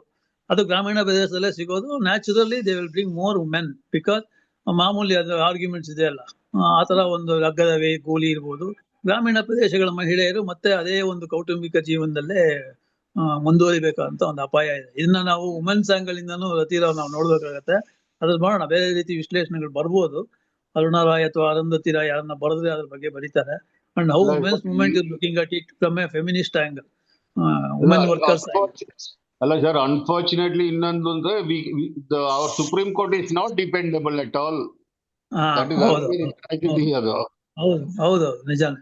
ಈಗ ನೋಡಿ, ಅವರು ನಾವ್ ಇನ್ನೊಂದು ಸ್ಕೀಮ್ ಬಗ್ಗೆ ಸುಪ್ರೀಂ ಕೋರ್ಟ್ ಅಲ್ಲಿ ಕೇಸ್ಗಳಿದೆ. They are not deciding the perfect, ಅವ್ರು ಡಿಸೈಡ್ ಮಾಡ್ತಾ ಇಲ್ಲ, ಡಿಸಿಷನ್ಸ್ ಕೊಡ್ತಾರೆ. ಫಾರ್ ಎಕ್ಸಾಂಪಲ್ ಯಾವ್ದು SIR ಬಗ್ಗೆ ಡಿಲಿ ಡ್ಯಾಲಿಂಗ್ ಪೊಸಿಷನ್ ಅಲ್ಲೇ ಇದಾರೆ. ಇದನ್ನ ಕೋರ್ಟ್ ಹೋದ್ರು ಕೂಡ ದೇ ಮೇ ಪ್ರೊಲಾಂಗ್ ಆಗ್ತಾ ಹೋಗುತ್ತೆ.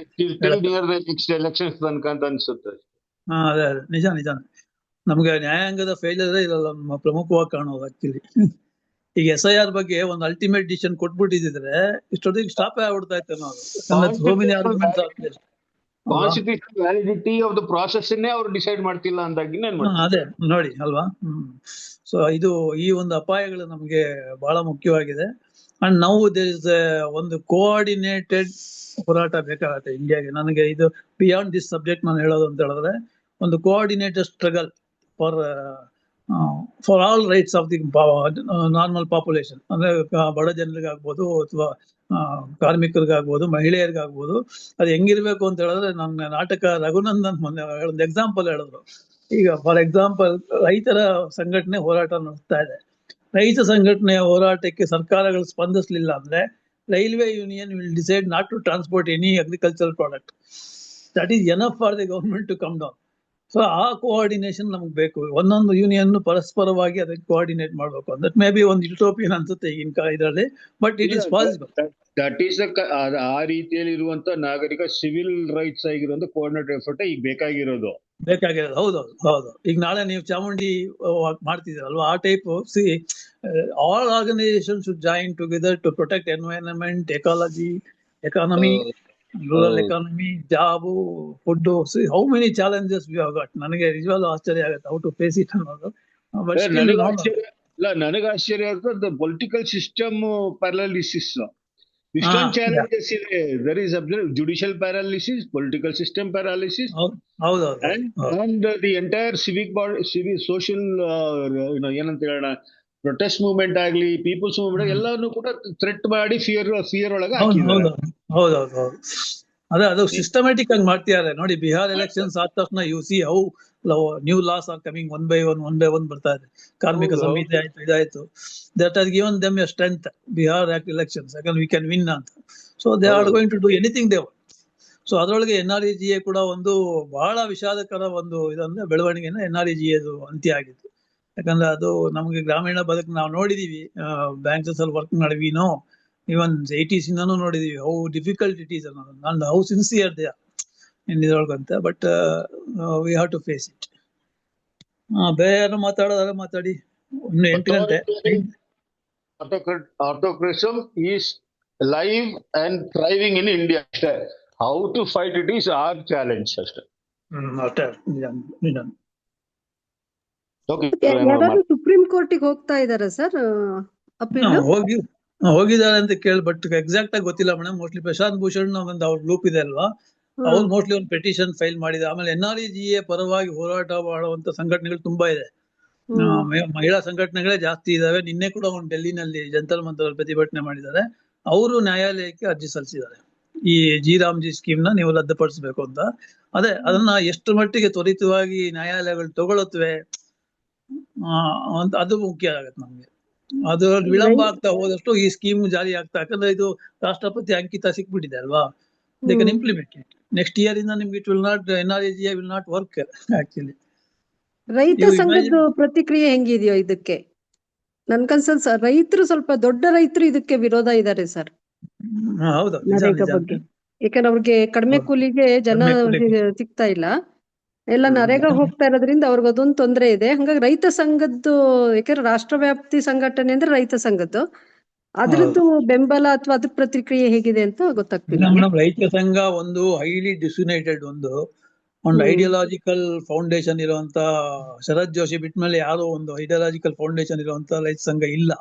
ನಾವು ಇದರಲ್ಲೇ ನೋಡಿದ್ದೀವಿ, ಡೆಲ್ಲಿ ಮುಷ್ಕರ 1 ವರ್ಷ ಮುಷ್ಕರ ನಡೀತು, ಸರ್ಕಾರ ಮಂಡಿ ಊರಿ ವಾಪಸ್ ತಗೋತು. ಎಲೆಕ್ಷನ್ಸ್ ಅಲ್ಲೆಲ್ಲ ಅವ್ರು ಬಿಜೆಪಿಗೆ ವೋಟ್ ಮಾಡಿದ್ರು, ಯಾಕಂದ್ರೆ it is decided by the panchayat, ಆಯ್ತಾ. ಸೊ ಹೀಗಾಗಿ ಅಲ್ಲಿ ಒಂದು ಆವಾಗ್ಲೂ ಆ ಕ್ವಶನ್ ಬಂತು. ನೀವನ್ ಕೂಡ ಈವನ್ ಟುಡೇ ರೈತ ಸಂಘಗಳು ಕೃಷಿ ಕಾರ್ಮಿಕರ ಪ್ರಶ್ನೆಯನ್ನ ಎತ್ತೋದೇ ಇಲ್ಲ. ನೀವು ಅಬ್ಸರ್ವ್ ಮಾಡಿ, they demand only for the benefit of the land holding class. Landless labourers ಏನಿದ್ದಾರೆ, ಕೃಷಿ ಕಾರ್ಮಿಕರೇನಿದ್ದಾರೆ, ಅವರ ಡಿಮ್ಯಾಂಡ್ ನ ಓನ್ಲಿ ಲೆಫ್ಟ್ ಪಾರ್ಟೀಸ್ ಮಾತ್ರ ತಗೋತಾ ಇರೋದು. ಸೊ ಹಾಗಾಗಿ ರೈತ ಸಂಘಗಳ ಸ್ವರೂಪನೇ ಹಂಗಿದೆ ಇಂಡಿಯಾದಲ್ಲಿ. ಸೊ ಅವ್ರಿಗೆ ಈ ತರ ಒಂದು ಇಂಟಿಗ್ರೇಟೆಡ್ ಥಿಂಕಿಂಗ್ ಅವರಲ್ಲಿ ಬರುತ್ತೋ ಇಲ್ಲೋ ನನಗೆ ಗೊತ್ತಿಲ್ಲ, ಬರಬೇಕು.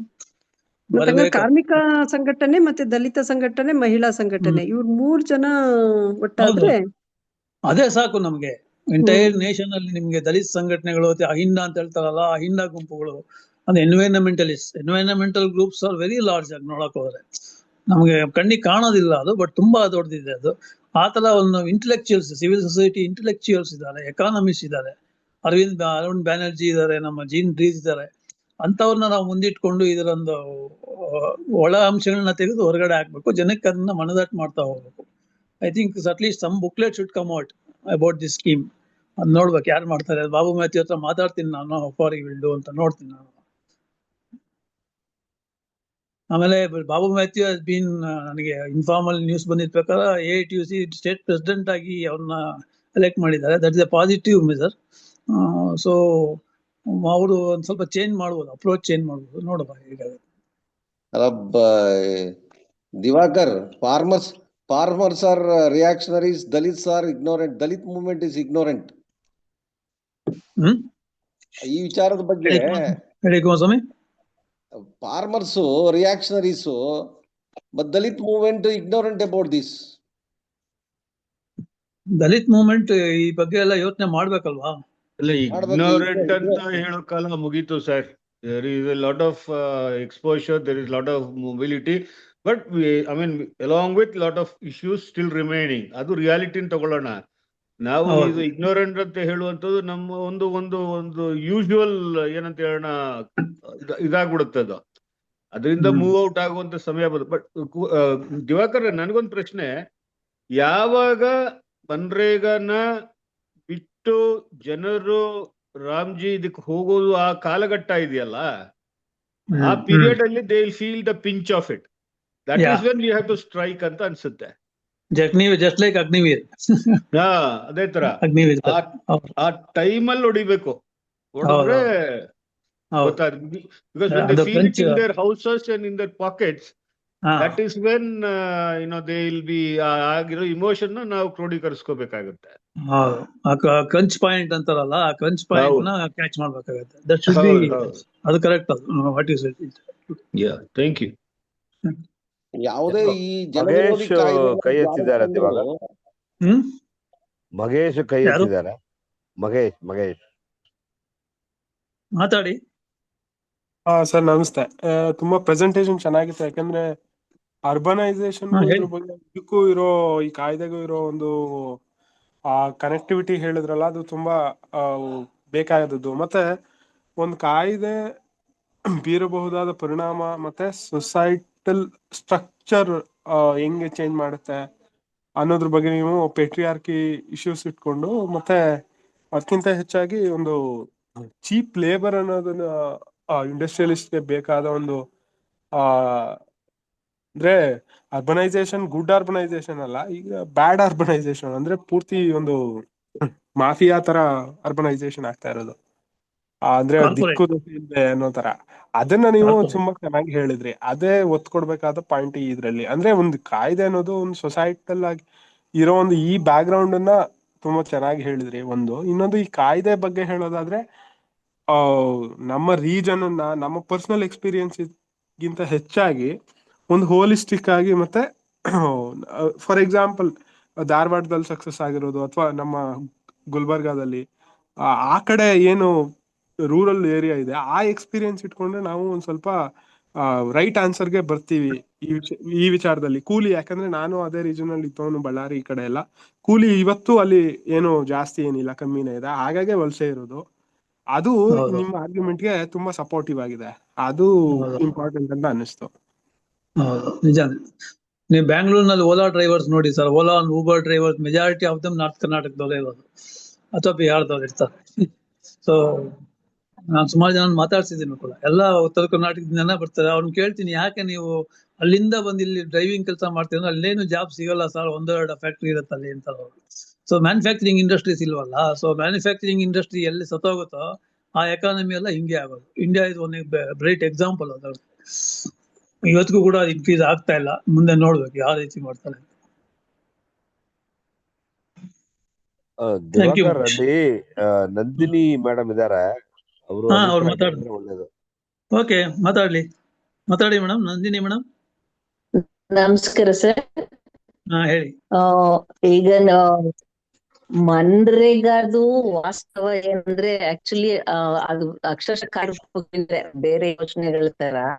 ಈಗ ನನ್ನ ತೋಟದಲ್ಲಿ ನಾನೇ ಬಾಳೆ ಗುಂಡಿ ತೆಗೆದಿದ್ದ ಶ್ರಮಕ್ಕೆ ಇಷ್ಟ ಅಂತ ಹೇಳಿ ಕ್ಲೇಮ್ ಮಾಡೋದು, ಅಥವಾ ನಮ್ಮೂರಿಗೆ ಒಂದು ಕಚ್ಚಾ ರಸ್ತೆ, ನಾವು ಒಂದಿಷ್ಟು ಜಲ್ಲಿಕಲ್ಲು ಅದು ಇದು ಹಾಕೊಂಡು ಒಂದು ರೋಡ್ ಮಾಡ್ಕೊಂಡ್ರೆ ಅದಕ್ಕೆ ನಾವು ಬಿಲ್ ಕ್ಲೇಮ್ ಮಾಡೋದು, ಈ ತರದೆಲ್ಲ ಸಾಧ್ಯತೆಗಳಿದೆ. ಆದ್ರೆ ನಿಮ್ಗೆ ಗೊತ್ತಿರೋ ಹಾಗೆ ಪಂಚಾಯತ್ ಮಟ್ಟದಿಂದನೂ ಇದೆಷ್ಟು ಅವ್ಯವಸ್ಥೆಗಳಾಗೋಗಿದೆ. ಮತ್ತೆ ಈ ವ್ಯವಸ್ಥೆಯಲ್ಲಿ ಅದನ್ನ ನಾವು ತಗೊಳ್ಳೋದು ಎಷ್ಟು ಕಷ್ಟ ಇದೆ ಅನ್ನೋದನ್ನ ನಾನು ಹೇಳೋದಲ್ಲ. ಮತ್ತೆ ಸಂಘಟನೆ ಮತ್ತೆ ಮನ್ರೇಗಾದು ಇದ್ರ ಬಗ್ಗೆ ಮಾತಾಡಿದ್ರೆ, ಅಕ್ಷರಶಃ ಇವತ್ತು ಪೂರ್ತಿ ಕೃಷಿ ಕಾರ್ಮಿಕರು ಯಾರು ಇಲ್ಲ ಹಳ್ಳಿಗಳಲ್ಲಿ. ಇರೋರೆಲ್ರೂ ಸಣ್ಣ ಹಿಡುವಳಿದಾರರು. ಇಡೀ ವರ್ಷ ಅವ್ರ ಜಮೀನಲ್ಲಿ ಅವ್ರಿಗೆ ಕೆಲಸ ಇರಲ್ಲ. ಮತ್ತೆ ಕೃಷಿ ಆದಾಯ ಕಡಿಮೆ ಇದ್ದು ಬೇರೆದೊಂದು ಆದಾಯ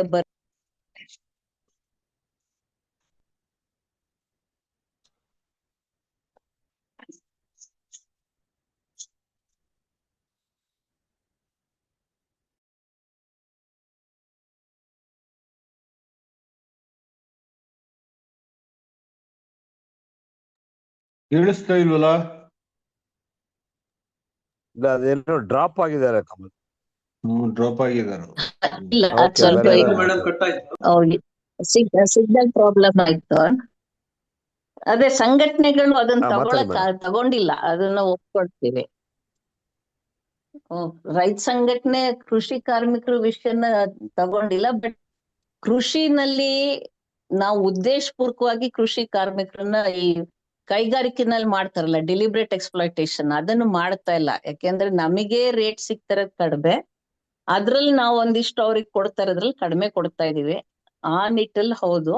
ಬಟ್ ಇದು ಬೇಕಿತ್ತು, ಈ ಯೋಜನೆ ಬೇಕಿತ್ತು. ಯಾವಾಗ ಅಂದ್ರೆ ಕರೆಕ್ಟ್ ಆಗಿ ಕಾರ್ಯರೂಪಕ್ಕೆ ಇಂಪ್ಲಿಮೆಂಟ್ ಆದ್ರೆ ವಾಸ್ತವ ಇದು ಆಗ್ತಾ ಇಲ್ಲ ಸರ್. ಇದು ಪೂರ್ತಿ ಗ್ರಾಮ ಪಂಚಾಯತ್ ಮೆಂಬರ್ ಇಂದ ಹಿಡಿದು ಮೇಲ್ಗಡೆವರೆಗೂ ಎಲ್ರು ಭ್ರಷ್ಟರಾಗಿರೋದ್ರಿಂದ ಕಷ್ಟ ಆಗ್ತಾ ಇದೆ, ಯೋಜನೆ ಸರಿ ತಲುಪ್ತಾ ಇಲ್ಲ.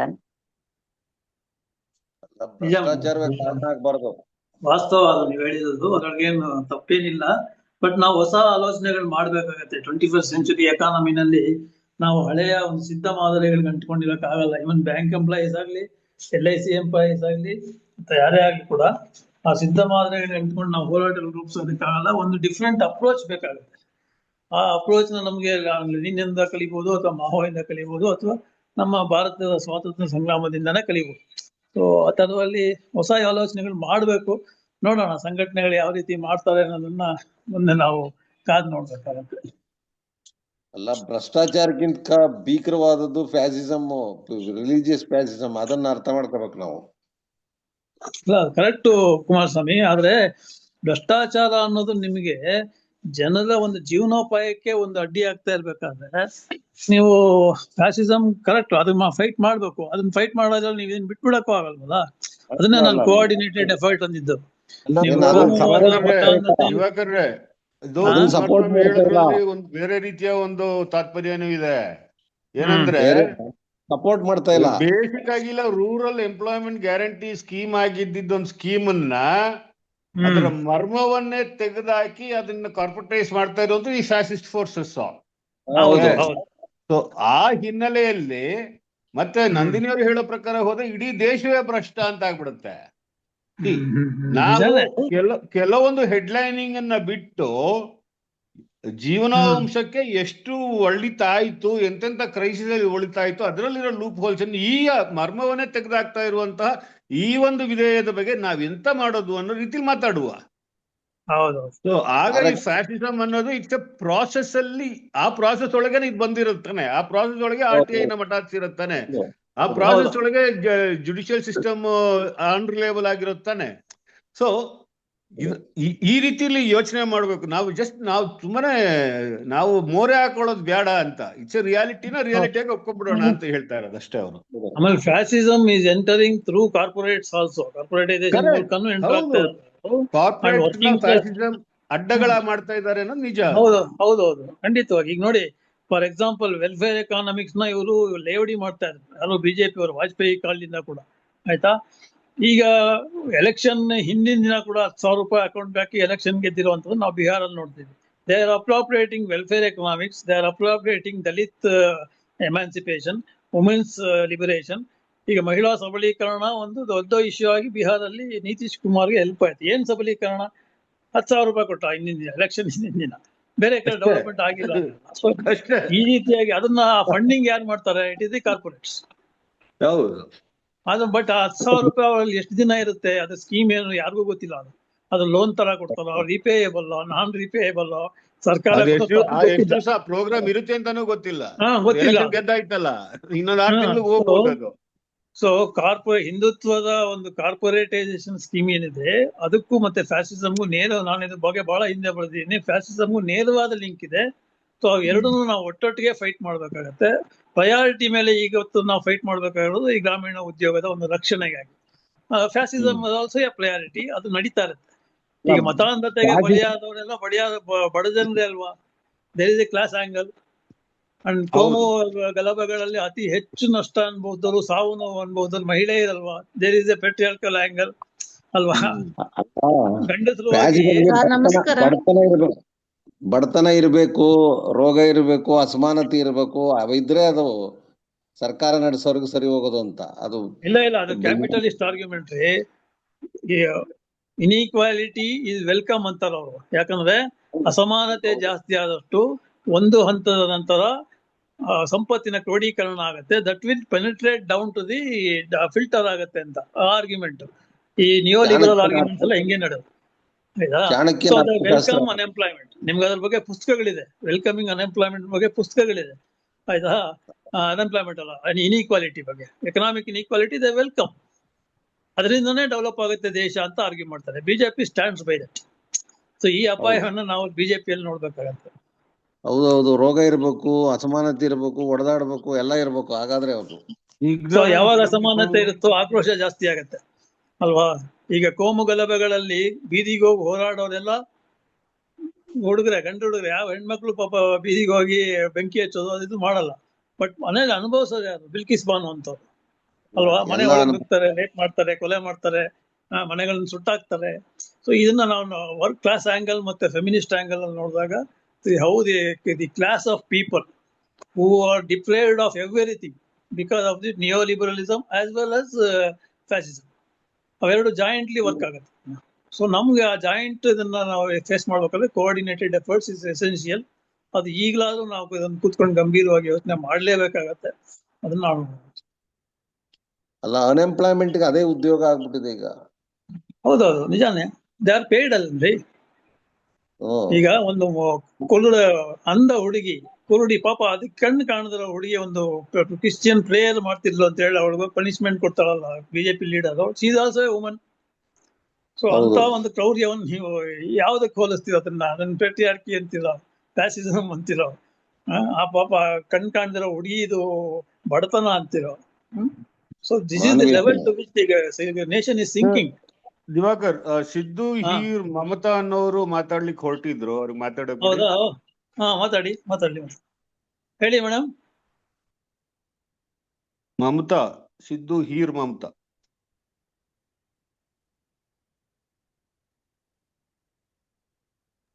ಸರ್ ನಮಸ್ಕಾರ. ನಮ್ಮ ಹೆಸರು ಮಾರಮ್ಮ ಅಂತ, ರಾಯಚೂರಿಂದ. ನಾವು ಗ್ರಾಕೋಸ್ತಲಿಂದ ಮಾತಾಡ್ತಾ ಇದ್ದೀವಿ. ಹೇಳಿ. ಗ್ರಾಮೀಣ ಕೂಲಿ ಕಾರ್ಮಿಕರ ಸಂಘಟನೆ. ನೀವು ಕೊಟ್ಟಂತ ಮಾಹಿತಿ ಚೆನ್ನಾಗಿತ್ತು ಸರ್. ಕೆಲವೊಂದು ಕಾನೂನುಗಳ ಬಗ್ಗೆ ಅವರು ಜಿ ರಾಮ್ಜಿ ಅಂತ ಮಾಡ್ಕೊಂಡು ಮಹಾತ್ಮ ಗಾಂಧೀಜಿ ಅವರ ಹೆಸರು ತೆಗೆದ ಬಗ್ಗೆ ಮಾಹಿತಿ ಚೆನ್ನಾಗಿತ್ತು. ಈಗ ಬಹಳಷ್ಟು ನಾವು 24 ಜಿಲ್ಲೆಗಳಲ್ಲಿ 19ನೇ ತಾರೀಕು ಒಂದು ಪ್ರೆಸ್ ಮೀಟಿಂಗ್ ಮಾಡಿದ್ವಿ. ಮತ್ತೆ ಮೊನ್ನೆ 22ಕ್ಕ ಎಲ್ಲಾ ಜಿಲ್ಲೆಗಳಲ್ಲಿ ಮೆಮೊರಾಂಡಮ್ ಕೊಟ್ಟಿದೀವಿ, ಪ್ರಧಾನಮಂತ್ರಿಗಳಿಗೆ ಮತ್ತು ರಾಷ್ಟ್ರಪತಿಗಳಿಗೆ ಡಿಸಿ ಮುಖಾಂತರ. ಕಾರಣ ಒಂದು 500ರಿಂದ 600 ಜನ ಪ್ರತಿಯೊಂದು ಜಿಲ್ಲೆಗಳಿಂದ ನಾವು ಹೋರಾಟ ಮಾಡ್ತಾ ಇದ್ದೀವಿ ಇದ್ರ ಬಗ್ಗೆನೆ. ನಂದಿನಿ ಮೇಡಮ್ ಹೇಳಿದ್ರು ಇದ್ರ ಬಗ್ಗೆ ಭ್ರಷ್ಟಾಚಾರ ಅದಂದ್ರೆ ನಮ್ಮ ಗ್ರಾಕೂಸ್ ಅಲ್ಲಿ 90% ಎಲ್ಲಾ ಕಡೆ ಕೂಲಿ ಕಾರ್ಮಿಕರು ನರೇಗಾದ ಮೇಲೆನೆ ಇದ್ದಾರೆ. ಅದ್ರ ಬಗ್ಗೆ ನಾವು ಬೇರೆ ಬೇರೆ ಹಂತದಲ್ಲಿ ಬೇರೆ ಬೇರೆ ರೀತಿಯಲ್ಲಿ ಹೋರಾಟ ಮಾಡ್ತಾ ಇದ್ದೀವಿ. ಬಟ್ ಇದ್ರ ಬಗ್ಗೆ ನಮ್ಗೆ ಮಾಹಿತಿ ಸಿಕ್ಕಿದ್ ಬಹಳ ಖುಷಿ ಆಯ್ತು ಸರ್. ಕೆಲವೊಂದು ಕಾನೂನು ಬಗ್ಗೆ ನಮಗೂ ಸ್ವಲ್ಪ ಮಾಹಿತಿ ಇರ್ಲಿಲ್ಲ. ಅದಕ್ಕಾಗಿ ಸರ್ ಕ್ಲಿಯರ್ ಆಗಿ ಯಾವ ರೀತಿ ಇದೆ, ಯಾವ ರೀತಿ ಇಲ್ಲ, ಉದ್ಯೋಗ ಖಾತ್ರಿ ಕಾಯ್ದೆ ಯಾವ ರೀತಿ ಸೃಷ್ಟಿ ಆಯ್ತು, ಯಾವ ರೀತಿ ಬದುಕು ಹಕ್ಕನ್ನು ಕಸಿದುಕೊಳ್ಳುವಂತ ಸರ್ಕಾರ ಆಗಿದೆ ಅಂತಂದು ಹೇಳಿದಕ್ಕೆ ತುಂಬಾ ಹೃದಯದ ಧನ್ಯವಾದಗಳು ಸರ್. ನೀವು ಕೊಟ್ಟಿರೋ ಮೆಮೊರಾಂಡಮ್ ಅಲ್ಲಿ ಏನ್ ಡಿಮ್ಯಾಂಡ್ಗಳು ಮಾಡಿದ್ರಿ ಮೇಡಮ್? ಸರ್, ಒಂದು ಜಿ ರಾಮ್ಜಿಯಲ್ಲಿ ಏನಿದ ಕೆಲವೊಂದು ನೀವ್ ಹೇಳ್ದಂತ ಸರ್, ಈಗ 60 ದಿನ ನಾವು ಕೃಷಿ ಕೆಲಸ ಮಾಡಷ್ಟಿಲ್ಲ ಸರ್. ಅವ್ರ ಕಾಯ್ದೆಗಳೆಲ್ಲ 60 ದಿನ ಅವ್ರಿಗೆ ಕೃಷಿ ಆಧಾರದಿಲ್ಲ, 2 ತಿಂಗಳ ರೆಸ್ಟ್ ಅಲ್ಲಿ ಇರ್ಬೇಕಂತ ಹೇಳಿದಾರೆ ಅವರು. ಕೃಷಿ 60 ದಿನ ನಾವು ಕೆಲಸ ಕೊಡಂಗಿಲ್ಲ ಅಂತ ಹೇಳಿದಾರೆ ಸರ್ ಜಿ ರಾಮ್ಜಿ ಕಾನೂನಲ್ಲಿ. ಆಮೇಲೆ ಇನ್ನೊಂದ್ ನೀವ್ ಹೇಳಿದ್ದು ಆಯಾ ಪ್ರದೇಶದಲ್ಲಿ ಮಾತ್ರ, ಆಯ್ಕೆಯಾದ ಪ್ರದೇಶದಲ್ಲಿ ಮಾತ್ರ ನಾವು ಕೆಲಸ ಕೊಡ್ತೀವಿ, ಅವ್ರ ಮೇಲೆನೆ ಕೆಲಸ. ಈಗ ಯಾವ್ದೇ ರೀತಿಯ ಪ್ಲಾನ್ ನಾವು ಮಾಡಷ್ಟಿಲ್ಲ ಸರ್. ಈಗ ಗ್ರಾಮ ಸಭೆಗಳಿಗೆ ಯಾವ್ದೇ ಅಧಿಕಾರಿ ಇಲ್ಲ, ಅವರೇ ಮಾಡ್ಕೊಡ್ತಾರೆ, ಅವರೇ ಎಲ್ಲ ರೆಡಿ ಮಾಡ್ಕೊಡ್ತಾರೆ. 15 ಅವ್ರು ಯಾವ್ದು ಆಯ್ಕೆ ಇವತ್ತು ಬೇರೆ ರಾಜ್ಯ ಕರ್ನಾಟಕದಲ್ಲಿ ಎಲ್ಲಿ ಚೆನ್ನಾಗದಂತ ಅವರೇ ಮಾಡೋರು. ಇದೇ ನಿಖರವಾದ ಇದು ಯಾವ್ದೇ ರೀತಿ ಅವರಲ್ಲಿ ಪ್ಲಾನ್ ಇಲ್ಲ. ಅವ್ರು ಪ್ಲಾನ್ ಕೊಟ್ಟಿದ್ದೆ ನಾವು ಮಾಡ್ಬೇಕು. ಆದ್ರೆ ಈಗ ಉದ್ಯೋಗ ಖಾತ್ರಿ ಕಾಯ್ದೆಯಲ್ಲಿ ಏನಿದೆ ಅಂದ್ರೆ, ನಾವು ಯಾವ ರೀತಿ ಕೆಲ್ಸಗಳು ಇಡ್ತಾರೆ ರೈತರು, ತಮ್ಮ ಕಾಲುವೆ ಕೆಲಸ ಆಗಿರ್ಬೋದು, ಕೆರೆ ಕೆಲಸ ಆಗಿರ್ಬೋದು, ಇವ್ರು ಇಟ್ಕೊಂತಿದ್ರು ಪ್ಲಾನ್ ಅಲ್ಲಿ. ಆದ್ರೆ ಜಿ ರಾಮ್ಜಿ ಕಾಯ್ದೆಯಲ್ಲಿ ಇಲ್ಲ, ಅವ್ರು ಯಾವ್ದು ಇಡ್ತಾರ ಅದ್ರ ಬಗ್ಗೆ ಜನ ಹೋಗ್ಬೇಕು. ಅವ್ರು ಒಂದು ಆಸೆ ಇಟ್ಟಿದ್ದಾರೆ 125 ದಿನ ಕೆಲಸ ಕೊಡ್ತೀವಂತ. ಬಟ್ ಆಸೆ ತೋರಿಸಿ ಒಳಗಡೆ ಎಲ್ಲ ಕಾನೂನುಗಳು ಚೇಂಜ್ ಮಾಡಿದ್ದಾರೆ. ಆಮೇಲೆ ಇಲ್ಲಿ ಕೃಷಿ ಆಧಾರಿತ ಅಂತ 60 ದಿನದ್ರಲ್ಲಿ ಎಲ್ಲರೂ ಕೃಷಿ ಇರಲ್ಲ. ಇಲ್ಲಿ ಯಾರಂದ್ರೆ ಎಲ್ಲಿ ಕೆಲಸ ಮಾಡ್ತಾರ ಕೃಷಿ ಮೇಲೆ ಅವಲಂಬಿತರ ಅಂತ ದೊಡ್ಡ ದೊಡ್ಡ ರೈತರಿಗೆ ಲಾಭ ಆಗ್ತದೆ. ಈಗ ಉದ್ಯೋಗ ಖಾತ್ರಿಲಿ 320 ರೂಪಾಯಿ ಇದೆ ಕರ್ನಾಟಕದಲ್ಲಿ. ಅವ್ರು ಕಡಿಮೆ ಕೊಡ್ಬೋದು. ನಾಳೆ 60 ದಿನ ಅಂದಾಗ ಇವ್ರು ಕೂಲಿ ಕಡಿಮೆ ಇತ್ತಂದ್ರೆ ಅಲ್ಲಿಗೆ ಹೋಗ್ತಿದ್ರಿ. ಉದ್ಯೋಗ ಖಾತ್ರಿ ಕೆಲ್ಸಕ್ಕೆ ಹೋಗ್ತೀವಪ್ಪ ಇವ್ರು ಕಡಿಮೆ ಭಯ ಇರ್ತಿತ್ತು. ಆದ್ರೆ ಮಾಲಕರಿಗೆ ಏನಾಗ್ತದ ಅಂದ್ರೆ ಈಗ ಭಯ ಹೋಗ್ಬಿಡ್ತದ ಈ ಕಾನೂನು ಬಂದ್ರೆ. ಅದೊಂದು ವಿಷಯ ಐತಿ. ಇನ್ನೇನಾದ್ರೂ ಪಾಯಿಂಟ್ ಇದೆಯಾ ಮೇಡಮ್ ಮಮತಾ ಅವ್ರೆ? ಸರ್ ಇನ್ನೂ ಒಂದು ಮೇನ್ ಪಾಯಿಂಟ್ ಅಂದ್ರೆ ನಾವು ಯಾವಾಗ 15 ದಿನದೊಳಗಡೆ ಕೆಲಸ ಕೊಡ್ತೀವಿ ಅದ ಅವ್ರ ಪ್ಲಾನ್ ಪ್ರಕಾರ ಮಾಡಲ್ಲ ಸರ್. ಅದೊಂದಿತ್ತು. ಆಮೇಲೆ ಆಯಾ 3 ವಿಷಯಗಳ ಬಗ್ಗೆ ನಾವು 5 ವಿಷಯಗಳ ಬಗ್ಗೆ ಇವ ಮೆಮೊರಾಂಡಮ್ ಅಲ್ಲಿ ಕೊಟ್ಟಿದೀವಿ ಸರ್ ನಾವು. ಮೆಮೊರಾಂಡಮ್ ಹಾಕಿ ಮೇಡಮ್ ಗ್ರೂಪ್ ಅಲ್ಲ ಮೆಮೊರಾಂಡಮ್ ಹಾಕಿ ಹೇಳಿ. ಆಮೇಲೆ ಇನ್ನೊಂದು ವಿಷಯ ಸರ್, ಅದರಲ್ಲಿ ಇನ್ನ 3-4 ವಿಷಯಗಳ ಬಗ್ಗೆ ಚರ್ಚೆ ಮಾಡಿದೀವಿ. ಹೇಳಿ.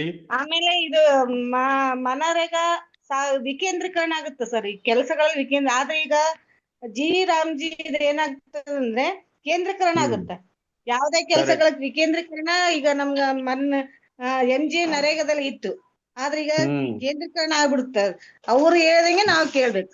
ಆಮೇಲೆ ಸರ್ ಹೇಳ್ದಂಗೆ 60-40 ಸರ್, ಅದ್ರ ಬಗ್ಗೆ ಬಹಳ ನಾವು ಕೊಟ್ಟಿದೀವಿ. ಅಂದ್ರೆ ರಾಜ್ಯ ಸರ್ಕಾರ 40% ಕೊಡ್ಬೇಕು, ಅವ್ರು 60. ಮೊದ್ಲೇನಿತ್ತಂದ್ರೆ 90 ಭಾಗ ಅವ್ರು ಕೊಡದಿತ್ತು, 10 ಭಾಗ ರಾಜ್ಯ ಸರ್ಕಾರ ಕೊಡ್ತಿತ್ತು. ನೀವು ಹೇಳೋದ್ ನೋಡಿದ್ರೆ ನಮ್ಗೆ ಒಂಥರ ಆಸೆ ಹುರುಪು. ಇಲ್ಲ ಸರ್, ಇದು ಮಾಡಿದ್ವಿ ಮೊನ್ನೆ 22 ಎಲ್ಲ ಪೇಪರ್ ಸ್ಟೇಟ್ಮೆಂಟ್ ಆಗಿದೆ, ಎಲ್ಲ ಕಡೆ ಮಾಡಿದ್ದಾರೆ. Total centralisation in fact it is against to the panchayat raj act ಆಗಿ ನೋಡಕ್ ಹೋದ್ರೆ ಅದು ಕೂಡ ನಾವು ಕ್ಲೈಮ್ ಮಾಡಬಹುದು. 5 ವಿಷಯಗಳ ಬಗ್ಗೆ ನಾವು ಹೋರಾಟ ಮಾಡಿದ್ವಿ ಸರ್. ಮಮತಾ ಮೇಡಮ್ ಹೌದು, ಮಮತಾ ಮೇಡಮ್ ಹತ್ರ ಒಂದು ಕೇಳಬೇಕು ಮೇಡಮ್. ನೀವು ಕೊಟ್ಟ ಮೆಮೊರಾಂಡಮ್ ಮತ್ತೆ ಪೇಪರ್ ಅಲ್ಲಿ ಕೆಲವು ಬಂದ ಇನ್ಫಾರ್ಮೇಶನ್ ಅನ್ನ ಈ ಗುಂಪಿಗೆ ಹಾಕಬಹುದಾ ಫೋಟೋ? ಇಲ್ಲ, ನಿಮ್ ಮೆಮೊರಾಂಡಮ್ ಕಾಪಿನ ಈ ಗುಂಪಿಗೆ ಹಾಕ್ಬಿಡಿ ಮೇಡಮ್. ಮೆಮೊರಾಂಡಮ್ ಮತ್ತೆ ಪೇಪರ್ ಅಲ್ಲಿ ಏನ್ ಬಂದಿತ್ತು ಅಂತ ಸರ್ ಈ ಗುಂಪಿಗೆ ಹಾಕಿದ್ರೆ ತುಂಬಾ ಅನುಕೂಲ ಆಗ್ತಿತ್ತು ಅಂತ ಅಷ್ಟೇ. ಸರಿ ಸರಿ. ಅಲ್ಲ, ಯಾವ ಗುಂಪಿಗೆ ಹಾಕ್ತಾರೆ ಅವ್ರೀಗ? ನಮ್ಮ ಗುಂಪುಗಳಲ್ಲಿ ಎಲ್ಲೂ ಇಲ್ಲ. ಅಲ್ಲ, ನಮ್ಮ ಇದು ನಮ್ದು ಫ್ರೈಡೆ ಫೋರಂ ಗುಂಪು ಮೇಡಮ್. ಅವ್ರಿದಾರ ಅದ್ರಲ್ಲಿ? ಯಾರು? ಮಮತಾ ಅವರು. ಈಗ ಬಂದಿಲ್ಲ ಮಮತನಿಗೆ. ಆದ್ರೆ ಅವ್ರ ಹೆಸರು ಸೇರಿಸ್ಬೇಕಲ್ಲ, ಸೇರ್ಸಿದ್ರೆ ಅವ್ರು ಹಾಕ್ಬೋದು. ಅವ್ರು ಹಾಕ್ತಾನೆ ಹೇಳಿದ್ರೆ ಸೇರಿಸಿ ಬಿಡುವ ಅಲ್ವಾ? ಫ್ರೈಡೆ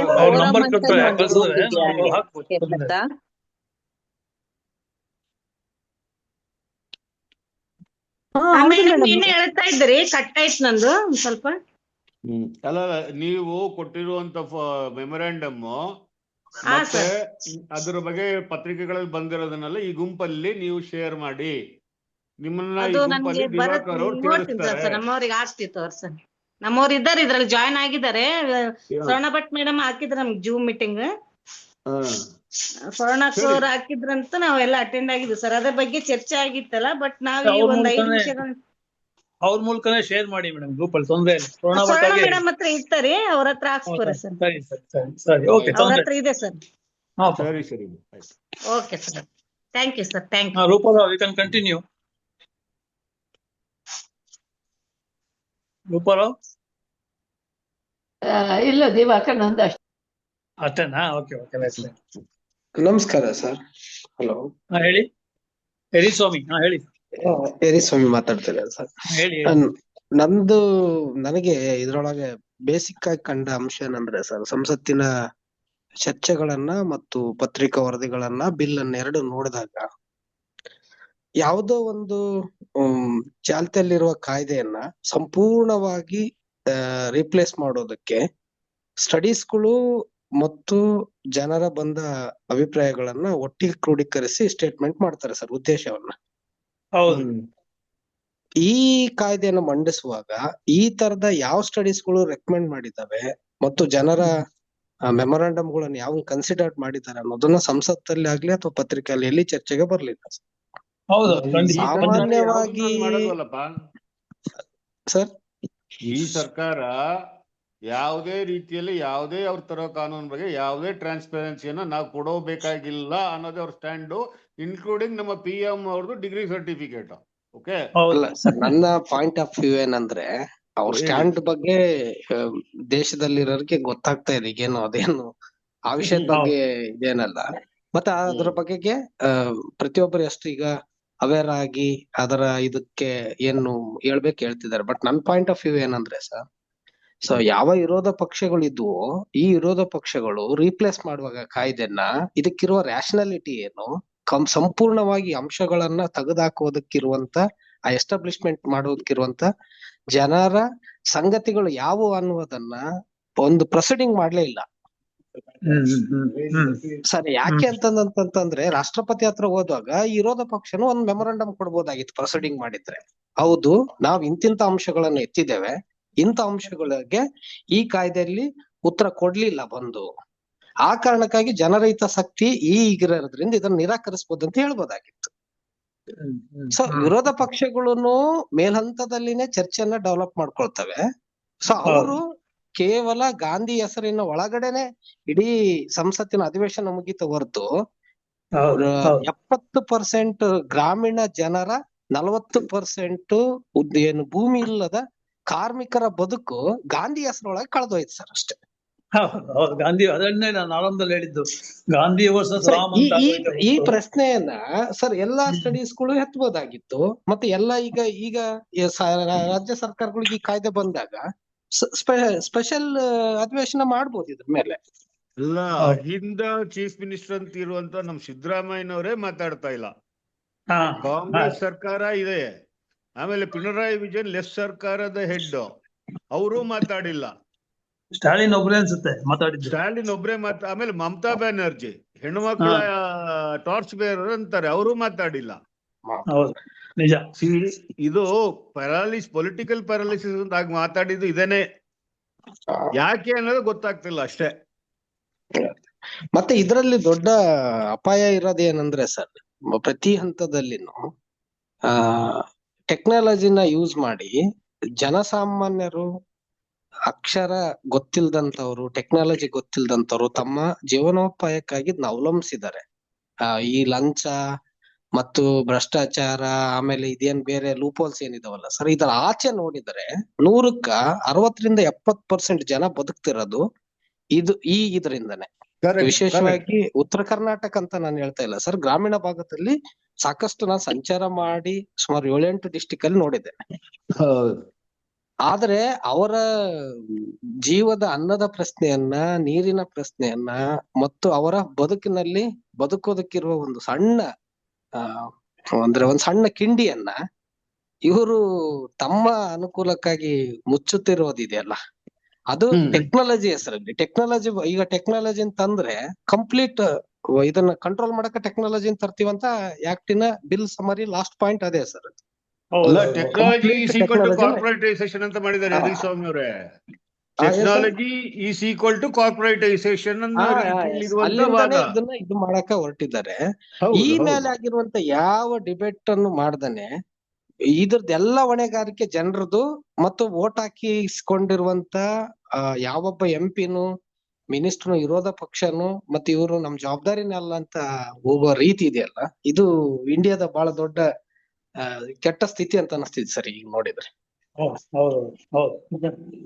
ಹೌದು ಸರ್, ಥ್ಯಾಂಕ್ ಯು ಸರ್. ಒಳ್ಳೆ, ಇನ್ಫ್ಯಾಕ್ಟ್ ಆರ್ಟಿಕಲ್ 21 ನಲ್ಲಿ ನಿಮ್ಗೆ ಬದುಕುವ ಹಕ್ಕು ಅಂತ ಇದೆಯಲ್ಲ, ರೈಟ್ ಟು ಲೈಫ್.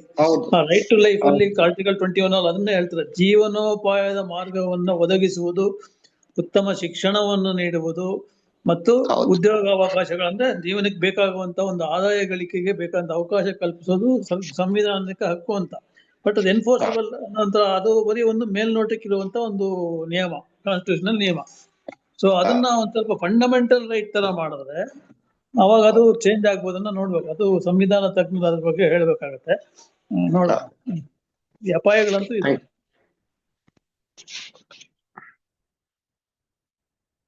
ಓಕೆ, ಯಾರ್ದು ಅಭಿಪ್ರಾಯ ಇಲ್ಲ ಅಂದ್ರೆ ಕ್ಲೋಸ್ ಮಾಡೋಣವಾ? Mani sum up. Mani, what is your opinion? ನಿಮ್ಮ ಒಪಿನಿಯನ್? ಇವಾಗ ಮಮತಾಗೆ ಒಂದು ನಾನು ರಿಕ್ವೆಸ್ಟ್ ಇಲ್ಲಿ ಹೈದರಾಬಾದ್ ಹೇಳಿ ನಂದಿನಿ ಅವರೇ. ಮಾತಾಡಿ. ಅಲ್ಲ, ಮಮತಾ ಮಾತಾಡಿ ಅವರು ನಂದಿನಿ ಅವರೇ. ಮೆಮೊರಾಂಡಮ್ ಕೊಡ್ತಾ ಇಲ್ಲ, ಅದ್ರಲ್ಲಿ ಒಂದು ಮಮತಾ ಅವರು ಈಗ ಒಂದು ಮೆಮೊರಾಂಡಮ್ ಕೊಡ್ತಾ ಇದಾರಲ್ಲ, ಅದ್ರೊಳಗೆ ಒಂದು ಸೇರ್ಸ್ಕೋಬಹುದು ಮಮತಾ ನೀವು. ಈ ಕೆಲ್ಸ ಅಲ್ಲ ಆ ಕೆಲ್ಸ ಬೇಡ ಅಂತ ಇದ್ ಮಾಡೋದ್ರ ಬದಲು ಗ್ರಾಮೀಣ ಭಾಗದ ಎಲ್ಲ ಕೆಲ್ಸಗಳನ್ನು ಇದ್ರೊಳಗೆ ಸೇರ್ಸೋತರ ಮಾಡಿ ಅನ್ನತ್ತಾರೆ. ಈಗ ಅದೊಂದು ಶುರು ಆಗಿದೆ. ಮತ್ತೆ ದಿವಾಕರ್ ಅವ್ರು ಹೇಳಿದಂಗೆ ಮೆಷಿನರಿನಲ್ಲಿ ಮಾಡಿ ಬೇರೆ ಬೇರೆಯವ್ರ ಅಕೌಂಟಿಗೆ ಬರುತ್ತಲ್ಲ, ಅದು ಕೂಡ ಪೊಲಿಟಿಕಲೈಸ್. ಅವರು ಜನತಾ ಪಾರ್ಟಿ ಅವನಾದ್ರೆ ಜನತಾ ಪಾರ್ಟಿ ಮನೆಯವ್ರ ಅಕೌಂಟ್ಸ್ ಹೋಗುತ್ತೆ, ಕಾಂಗ್ರೆಸ್ನವನಾದ್ರೆ ಕಾಂಗ್ರೆಸ್ ವೋಟ್ ಹಾಕಿರ್ತಾರಲ್ಲ ಅವ್ರಗಳಿಗೆ ಹೋಗುತ್ತೆ. ಆ ತರ ಬಿಲ್ಡಪ್ ಆಗ್ಬಿಟ್ಟಿದೆ. ಅಟ್ಲೀಸ್ಟ್ ಕೆಲ್ಸಗಳಾದ್ರೂ ಯಾವ್ದೇ ಕೆಲ್ಸ ಗ್ರಾಮೀಣ ಭಾಗದ ತಗೊಳ್ಳೋದು ಒಳ್ಳೇದ ಅಂತ. ಓಕೆ ಮೇಡಮ್, ಓಕೆ ತಗೋತಿತ್ತವ್ರ ಮೇಡಮ್. ಹೇಳುವಾಗ ಆ ತರಾನೇ ಹೇಳ್ತೀವಿ ಮೇಡಮ್. ಆ ತರ ಆಗಲ್ಲ ಮೇಡಮ್, ನಮ್ ಕಡೆ ಸಂಘಟನೆ ಇದಲ್ಲ, ಜನ ದುಡ್ದು ಅವ್ರ ಅಕೌಂಟಿಗೆ ಅವ್ರಿಗೆ ಹೋಗ್ತವೆ ಮೇಡಮ್. ಆ ತರ ಆಗ್ಲಿಕ್ಕೆ ನಾವು ಕೊಡೋದೇ ಕೆಳಂತ ಗ್ರಾಮೀಣ ಮಟ್ಟದಲ್ಲಿ ಒಂದು ಗುಂಪುಗಳನ್ನ ಮಾಡಿ ಮೇಂಟೈನ್ ಮಾಡಿ ಜನರಿಗೆ ಅಕೌಂಟ್ಗೆ ಹೋಗೋ ತರನೇ ಮಾಡ್ತಾ ಇದೀವಿ. ಬಟ್ ಇದೊಂದು ವಿಚಾರ ಹೇಳ್ತೀವಿ ಮೇಡಮ್, ನಾವು ಹೇಳುವಾಗ ನಿಮ್ಗೆ ತಗೊಂತೀವಿ ಮೇಡಮ್. ಜನರು ಹೆಚ್ಚಿಗೆ ಭಾಗವಹಿಸಿದ್ರೆ ಅದು ಪ್ರಾಬ್ಲಮ್ ಆಗಲ್ಲ. ಹಾ ಸರ್, ಬಹಳ ಹೆಚ್ಚಿದೆ ಸರ್. ನಮ್ ಸಂಘಟನೆ ಪ್ರತಿಯೊಂದು ಪಂಚಾಯತಿಯಲ್ಲಿ 20 ರಿಂದ 30 ಗುಂಪು ಇರ್ತಾವ ಸರ್. ಹಂಗಾಗಿ ಜನ ಬಾಳ ಇರ್ತಾರೆ. ಇಲ್ಲಿ ಯಾವ್ದೇ ರೀತಿ ಈ ತರ ಆಗ್ಲಿಕ್ಕೆ ಅವಕಾಶ ಇಲ್ಲ ಸರ್ ನಮ್ಮ ಉತ್ತರ ಕರ್ನಾಟಕದಲ್ಲಿ. ಅವಲಂಬಿತ ಬೇಸಿಗೆ ರೀ ಸರ್. ಅವಲಂಬಿತ ಆಗಿ ಈ ಕಡೆ ಬೇರೆ ಕಡೆ ಬೆಂಗಳೂರಿಗೆ ಆ ಕಡೆ ಹೋಗುವಂತ ಗೂಳೆ ಹೋಗುವಂತ ಕುಟುಂಬಗಳ ಜೊತೆನೆ ನಾವ್ ಕೆಲಸ ಮಾಡೋದು. ಅವ್ರಿಗೆ ಉದ್ಯೋಗಕತ್ರ ಒಂದು ಸರ್ ಅಂತ ಮಾತಾಡಿದ್ರಲ್ಲ, ಅವ್ರ ಬದುಕು ಹಕ್ಕನ್ನ ಕಸಿದುಕೊಳಕತ್ರ. ಆ ಪಕ್ಷ ಬರೇ ಅವರು ಸರ್ ಹೇಳ್ದಂಗ ಈಗ ಮುಂದೆ ಮಾತಾಡಿದವರು ಬರೀ ಪಕ್ಷದ ಅವರು ಗಾಂಧಿ ಹೆಸರು ತೆಗ್ದಾರಂತ ಅಷ್ಟೇ ಆಲೋಚನೆ ಮಾಡ್ತಾ ಇದ್ದಾರ. ಬಟ್ ಅದ್ರ ಬಗ್ಗೆ ಒಳಗಿರಂತದ್ರ ಬಗ್ಗೆ ಆಲೋಚನೆ ಮಾಡ್ತಾ ಇಲ್ಲ ಅಂತ ಹೇಳೋ ವಿಷಯ ಬಹಳ ಇಷ್ಟ ಆಯ್ತು ಸರ್ ನಮ್ಗೆ. ನಾವ್ ಮಾಡೋಣ ಸರ್, ಎಲ್ಲರೂ ಸೇರಿ, ಎಲ್ಲಾ ಸಂಘಟನೆ ಸೇರಿ ಇದಕ್ಕೆ ಏನ್ ಆಗ್ಬೇಕು ಅದೆಲ್ಲ ಮಾಡ್ಬೇಕು ಸರ್, ಎಲ್ಲರೂ ಕೂಡಿ. Okay, thank you madam. Mani ನಾನು ಇಲ್ಲಿ ಏರ್ಪೋರ್ಟ್ ಅಲ್ಲಿ ಇರುವ ಕಾರಣ ನಾನು ಅಷ್ಟು ಮಾತಾಡ್ತಾ ಇಲ್ಲ. ನನಗೆ ಒಂದೇ ಒಂದು ಇವತ್ತು ಖುಷಿ ಆಯ್ತು ಏನಂತ ಹೇಳಿದ್ರೆ, ಒಂದು ರೀತಿಯಲ್ಲಿ ಸುಮಾರು ಜನ ಮಾತಾಡಿದ್ದಾರೆ, ಎಲ್ಲರ ಭಾಗವಹಿಸಿಕೆನೂ ಇತ್ತು, ನಿಮ್ಮ ಪ್ರೆಸೆಂಟೇಶನ್ ಚೆನ್ನಾಗಿತ್ತು.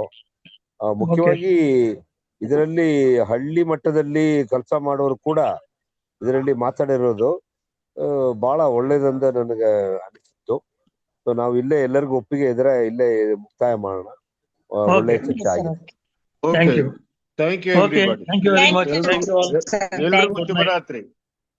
ಮಮತಾ ಮೇಡಮ್, ನೀವು ರೆಗ್ಯುಲರ್ ಜಾಯಿನ್ ಆಗಿ. ಹೌದು ಹೌದು, ರೂರಲ್ ವಾಯ್ಸ್ ಬೇಕು ನಮಗೆ. ರೂರಲ್ ವಾಯ್ಸ್ ಅಂಡ್ ಹೋರಾಟಗಾರರ ವಾಯ್ಸ್ ಬೇಕು ಮುಖ್ಯ. ಗ್ಯಾರಂಟಿ. ನಾವೆಲ್ಲ ಹಳ್ಳಿ ಜನ ಸರ್, ಹಳ್ಳಿ ಜನ. ನಾವು ಇಂಥದಕ್ಕೆ ನಮ್ದೇ ಅವಕಾಶ ಕಲ್ಪಿಸಿಕೊಳ್ಳೋದು ನಾ ಜಾಯಿನ್ ಆಗಿಲ್ಲ ಅಂದ್ರೆ ಹೆಂಗೆ ಸರ್? ನಿಮಗಿರೋ ಅರಿವು ನಮಗೆ ಇರೋಲ್ಲ ಎಷ್ಟೋ ಕಡೆ, ಆಯ್ತಾ? ಯಾಕಂದ್ರೆ ನಿಮ್ಗೆ ಪ್ರಾಕ್ಟಿಕಲ್ ಎಕ್ಸ್ಪೀರಿಯನ್ಸ್ ನೋಡಿರ್ತೀರಾ ನೀವು, ನಾವು ಬರೀ ಓದಿ ತಿಳ್ಕೊಂಡಿರ್ತೀವಿ. ಹಾಗಾಗಿ ನೋಡಿ ಸರ್, ನೋಡಿವಿ. ಮೊನ್ನೆನ ಪಾಪ ಅವರೇ ಬುತ್ತಿ ಕಟ್ಕೊಂಡು ಜನ ಹೋರಾಟಕ್ಕೆ ಬಂದಿದ್ದಾರೆ. ನಮ್ದು ಯಾವ್ದೇ ರೀತಿ ಎಫೆಕ್ಟ್ ಇಲ್ಲ. ಜನ ಅವ್ರ ಕೇಳಕ್ಕೆ ರೆಡಿ ಆಗಿದ್ದಾರೆ ಸರ್. ಓಕೆ, ನೋಡೋಣ. Okay madam, thank you madam. ನಿಮ್ ನಂಬರ್ ಕಳ್ಸಿ, ನಾನು ಇನ್ಕ್ಲೂಡ್ ಮಾಡ್ಕೋತೀನಿ. Okay, right madam, right. Thank you.